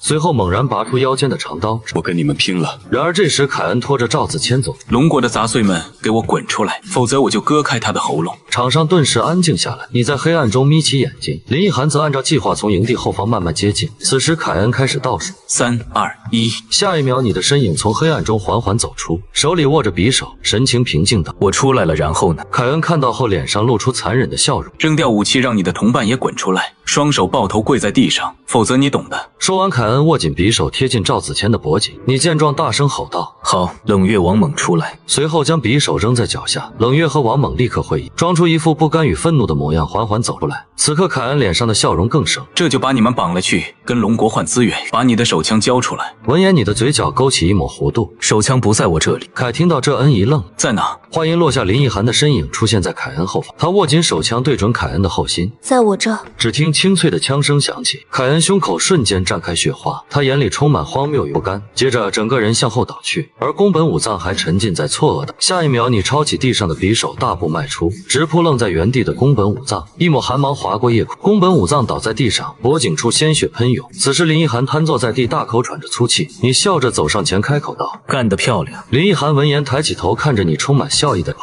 心中恐惧瞬间便消退。就在这时，一道冰冷的机械音响起，倭国选手死亡人数超过10人，国运惩罚机制启动，倭国全体国民体质减1。与此同时，倭国指挥中心内所有高层脸色煞白，而倭国本土无数人摔倒在地面露痛苦。片刻后，机械音再次响起，龙国为主要击杀方，国运机制触发，龙国全体国民体质加1，本奖励不作用于参赛选手。刹那间，整个龙国彻底沸腾，无数民众感受到身体的变化，仿佛一股暖流从四肢百骸涌起，瞬间冲散掉所有的伤病与疲惫。此刻，所有人都在为你们的队伍鼓掌喝彩。荒野之中，你们脸上也充满喜悦与自豪，你眼中燃起炽热的自信。这只是第一步，快救人，然后打扫战场，检查战利品。我们还有很多事要做。话音落下，4人迅速进入状态。王猛将所有的武器物资等集中在营地中央，你则面无表情地湿身上的衣服扒下。而冷月跑到赵子谦身边检查伤势，发现他仅有一些外伤，并无生命危险。于是冷月从背包里拿出水壶给赵子谦喝下。片刻后，赵子谦醒，他看到冷月正在帮自己处理伤口，眼泪瞬间夺眶而出。谢谢你们，骗我来这的叛徒张鹏飞抓到了吗？说完便再次昏睡过去。而冷月微微一顿，他迅速来到你身边，靠口道：他没有生命危险，只是很虚弱。另外他说龙国选手张鹏飞已经叛变。此刻你手上的动作停下，原来刚才逃跑的人就是他。这颗钉子必须尽快拔掉，但我们现在带着伤员，贸然追击太危险，先休整一段时间再做打算吧。冷月闻言点点头，你召集起3人，接下来3小时我来警戒，你们都抓紧休息。众人听后没有异议，各自找到地方休息。你则不断思索着未来规划。以后敌人会越来越多，我们需要更精密的武器和防御，比如连环套索和诸葛连弩。一个个具体的计划在你脑中成型。时间不知不觉过去，温暖的阳光透过树叶洒下，营地里众人陆续醒来。冷月将肉干浸泡后递给赵子谦，赵子谦接过后立马狼吞虎咽起来。不多时，5人围坐一起吃着东西。赵子谦将事情的来龙去脉全盘托出，听完后众人无不愤恨。你目光扫过众人，开口：迅速清点物资，带上所有有用的东西回家。几人听后立刻行动起来，缴获的战利品实在太多，足足塞满10多个背包。王猛用藤蔓和木棍做出简易的拖领，这才将物资全部运上，朝着山谷庇护所方向缓慢移动。突然，直播手表传来震动，指挥中心的消息弹出，呼吁全体龙国选手选手对叛徒张鹏飞进行处理。另外，根据长期观察与数据分析，特此公布一条资源返还的规律：针对固定资源点，选手需在1周内对资源进行持续利用，方可大概率触发万倍返。最后公布此前持向亚洲面孔的信息，该选手已确认隶属简朴国，其持有武器为短管霰弹枪。看着消息，你心头有喜有愁。山谷旁那条溪流，明天正好持续使用7天，但简朴国选手的枪械火力远高于我，不过起码知道了关键信息。想到这，你开口道：“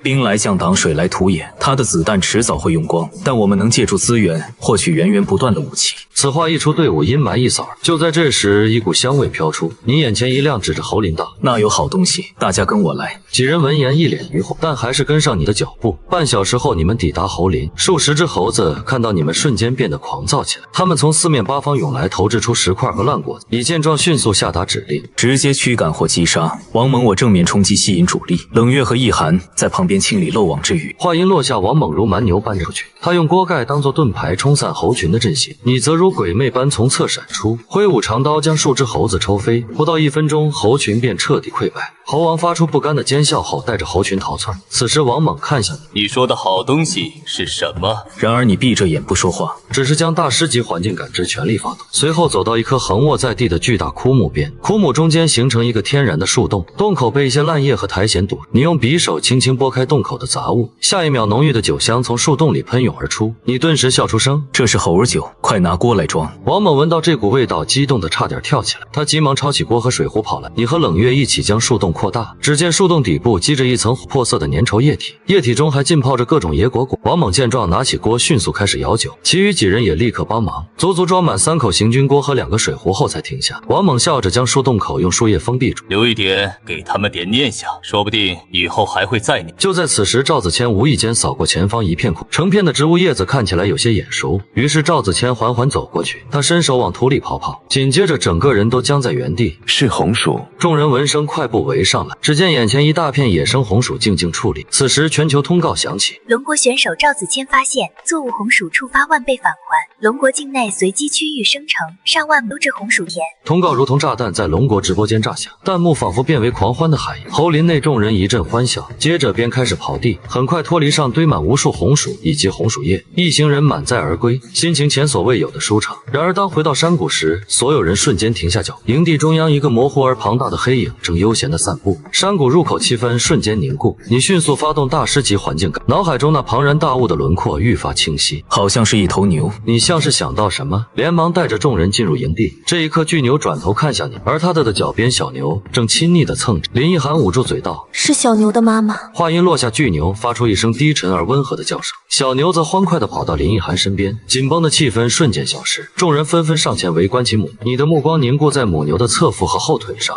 几道深深的爪痕清晰可见。冷月见状，快步上前道：“我来给他处理下伤口吧。”接下来，整个营地围绕着母牛忙碌起来。冷月用火烤过匕首，然后切下母牛伤口周围腐烂的皮肉，剧痛让母牛身躯猛一颤，但它只是发出哀嚎，始终没有挣扎。夜幕降临，篝火噼啪作响，一口行军锅架在火上，锅里煮着块状的红薯，火堆旁则是几个烤红薯。众人围坐在篝火旁，母牛则温顺地趴在不远处，小牛依偎在它身边吃着红薯叶。此刻庇护所犹如一个安稳的家。王猛咧着嘴递给赵子谦烤红薯：“咱们的大功臣多吃点，明天我和果大兄弟去林里弄点野味，配上猴酒，不得美翻了。”这时冷月收拾着碗筷，淡淡开口：“咱们这庇护所越来越挤了，得先考虑住的事。”你闻言点点头，明天开始多建几个庇护所，还要给2头牛搭个牛棚。众人闻言纷纷点。很快夜色渐深，篝火也慢慢熄灭，几人陆续钻进庇护所休息。王猛因呼噜声太大，被派去战第1班岗。他裹着保温毯蜷缩在营地旁，拿着匕首在一块木头不断雕刻。与此同时，龙国最高指挥中心内灯火通明，一名参谋快步走进作战室。现在有很多国家想用物资换红薯，敌国那边传来消息，他们希望用石油来交换。老将军闻言眼睛一亮，那可得好好谈谈啊，看看他们能开出什么价码。清晨的阳光透过树叶洒向营地，众人相继起床开始忙碌。林奕涵给母牛换药，冷月则开始准备早餐，而赵子谦拄着木棍收集着牛饲料。你看看天色，开口道：“我和王猛去打猎，你们在营地里规划新庇护所的位置。”众人听后纷纷点。简单吃过早餐后，你和王猛出发，在林中穿行大约1个小时后，你捕捉到一些动物的气味痕迹，于是带上王猛顺着气味找去。不久后，一处地面有明显鲜踩踏痕迹，同时几株植物被拦腰压断，断口都还很新鲜。你见状开口道：“前面有大家伙，看痕迹体重至少在300斤以上，而且他好像在吃什么东西。”王猛闻言，眼里冒出兴奋的光芒。接下来你带着王猛绕到下风口，然后一点点朝着目标接近。很快一阵咀嚼声传来，只见一头巨型野猪正在嘴边那对锋利的獠牙不断发出摩擦声。你迅速扫视周围地形，一个计划在脑中瞬间构建完。你抬手指向野猪左侧一棵巨大古树，我从正面吸引他的注意，你绕到那棵树后面，我会把他引到树的方向，等他停下的瞬间，就该你出手了。听到这，王猛有些担心，我能刺穿他们。然而你笑着拍拍腰间的长刀，我负责给他最后一击。王猛这才重点。说罢，两人开始行动。你捡起一块石头，猛地砸向野猪，石头正中靶心。下一秒，野猪发出愤怒的咆哮，接着他猛地转过身朝你冲来，地面都因野猪跑动微微震颤，但你脸上毫无惧色，只是死盯着这头野猪。就在野猪即将撞上你的刹那，你脚下发力，瞬间弹向一侧，险之又险地避开冲撞。野猪则因惯性撞在古树上，庞大的身躯顿时陷入僵直。此时王猛一声暴喝从树后跳出，他紧握长矛，用尽全力向野猪脖颈刺去，锋利的铁矛头瞬间刺穿野猪皮肉，鲜血如喷泉一般飙射而出。同时野猪发出凄厉的惨嚎，他发疯似的扭动身体，试图将王猛甩开，而王猛死死握住矛杆，奋力抵抗着。千钧一发之际，你手握长刀从侧面闪出，只见一道冰冷的弧线在空中划过，野猪脖颈大动脉处便出现深深的切口。此刻惨嚎声戛然而止，野猪不断抽搐着，眼中凶光迅速暗淡去，最终重重倒在地上失去声息。王猛不断喘着粗气道：“咱们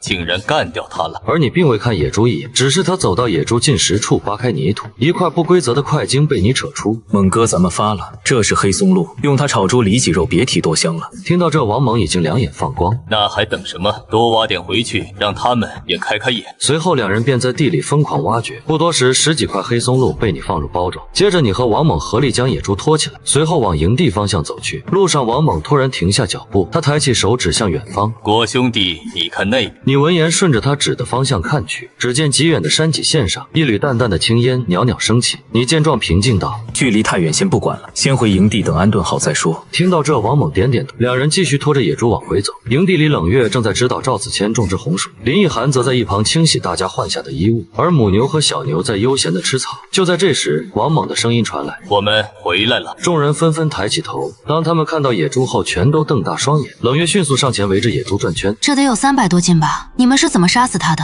听到这，王猛立刻开口炫耀经过，片刻后开始处理野猪。王猛在一旁架起行军锅，接着拿刀在野猪脖子上一划，鲜血顿时涌出，全部流进锅内。王猛动作娴熟，猪的全身上下都被他安排得明明白白。冷月站在一旁皱眉道：“这么多肉一时半会儿吃不完，得做成腊肉保存。”你点点头，从包里掏出几块黑松露道：“今天给大家做个好菜。”中午时分，篝火烧得正旺，你串着几块野猪肉在火上烤，一旁锅里则炖着排骨汤。不多时，你将黑松露切成薄片撒在烤肉上，一股奇特的香气瞬间弥漫开来，很快烤肉变为金黄色。你招呼几人过来吃饭，猪肉外皮焦脆，内里鲜嫩多汁，而黑松露薄片经过炙烤，释放出奇特的芳香。几人迫不及待吃起来，一口下去，脸上纷纷露出惊艳的表情。此时你拿出猴儿酒，王猛见状迅速给大家倒上。没一会儿，5人举起手中的杯子，你看着周围大声说道：“为了这顿肉和咱们龙国，干杯！”下一秒，几只墓碑碰在一起，发出沉闷的声响，气氛热烈而温馨。全球直播间里，无数观众看着这一幕，口水直流。酒足饭饱后，众人心满意足地靠在木桩上休息。你看着母牛和小牛开口说道：“肉和战利品太多，我们搬不回来。铁矿开采后，靠人力搬运效率也太低。下午我们造一辆牛车出来，有了牛车，不管是运输物资还是开垦土地，效率都会大大提升。”王猛闻言猛拍大腿：“全都听你的果大兄弟，你说怎么干，咱就怎么干。”其他人也纷纷响应，眼中都充满对未来的期待。午后的阳光变得不再灼热，就连山谷里的风也带着一丝凉爽。此时牛车工程有条不紊地展开，你指着不远处几棵笔直的硬木开口：“王猛和冷月负责木材，我们需要2根直木做主梁，还要一些手臂粗的做横梁和车辕。”两人收到命令，迅速行动，一左一右走向小树林。很快林中响起砍伐声，而你转向另外2人嘱咐：奕涵和子谦负责收集藤蔓，越多越好。把藤蔓的表皮剥掉后，用石头捶打，用它来编织绳索和车厢的围栏。两人闻言猛地点，随后带着匕首钻进附近的灌木丛。分配完任务后，你走向高炉，接着将剩下的所有铁矿石和木炭都搬来。你要制造车轴和车轮的加固件，这是牛车最重要的部件。你把木炭和铁矿石分层放入高炉，接着将鼓风皮囊连接到高炉的进风口，随着皮囊被有节奏的拉动，炉内的火焰温度逐渐攀升。升。时间1分1秒过去，炉内的铁矿石开始融化，汇聚成流动的铁水流出。见状，你拎起2个行军锅走向深潭，准备蓄水，用作淬火。当军锅进入冰凉的溪水时，熟悉的机械音响彻全球。龙国选手小果持续利用固定水源7天，触发万倍返还。龙国境内随机生成1万处活水之源。公告如同巨石投入湖面，在全球范围内掀起滔天巨浪。而你已经回到高炉处，你用湿木夹钳将铁水引出，接着倒入湿润的长方形凹槽，铁水接触到湿泥，顿时发出声响，刹那间蒸腾起大片白雾。不久后，铁水稍稍冷却，凝固成一块粗糙的铁锭。你立刻将其夹出，放在一块巨大的花岗岩上，然后用匕首在铁锭一端凿出凹槽，最后将一根硬木插进去。接下来便是反复的捶打，铁锭被你硬生生敲成近乎完美的柱体。此时，冷月和王猛已经返回营地。王猛看着你，瞪大双眼：“果兄弟，你上辈子真是铁匠。”你没有回答，只是继续专注干活。接下来，你锻造出4个环形铁箍，以及2个中心带孔圆盘状铁件，用来加固木质车轮。冷月在一旁静静地看着，他能从你身上感受到极致的专业和自信。在你锻造金属部件时，其他人也没闲着，几人按你的吩咐开始组装锻造完成的部件。当所有木工和铁活都准备就绪，最关键的组装步骤便开始。你将烧红的铁箍套在木轮边缘，顿时刺鼻的焦糊味伴随白烟升腾而起。你拎起一锅水浇在铁箍上，铁箍因冷却而急剧收缩，严丝合缝地箍住木轮。最后就是各部件间的链接与固定。时间慢慢过去，一辆质朴的牛拉板车出现在众人眼前，大家围着牛车，脸上充满成就感。片刻后，林奕涵牵着母牛走来，你和王猛用兽皮做出简易的牛轭，然后小心翼翼地给套在母牛身上。母牛主动低下头，十分配合。接着，你将牛轭与车辕连接，然后将几块巨石搬上车。只见缰绳被轻轻拉扯，母牛轻叫一声后缓缓向前迈步。下一秒，木轮在草地上压出2道深深的车辙。林奕涵见状，激动地跳起来：“我们成功了！我们真的成功了！”其余几人看着这一幕，眼中满是光彩。此刻，未来如画卷般紧紧握在你们手。画卷展开，便是一幅山川锦绣，画中人人衣食无忧，所有人脸上洋溢着幸福的笑容。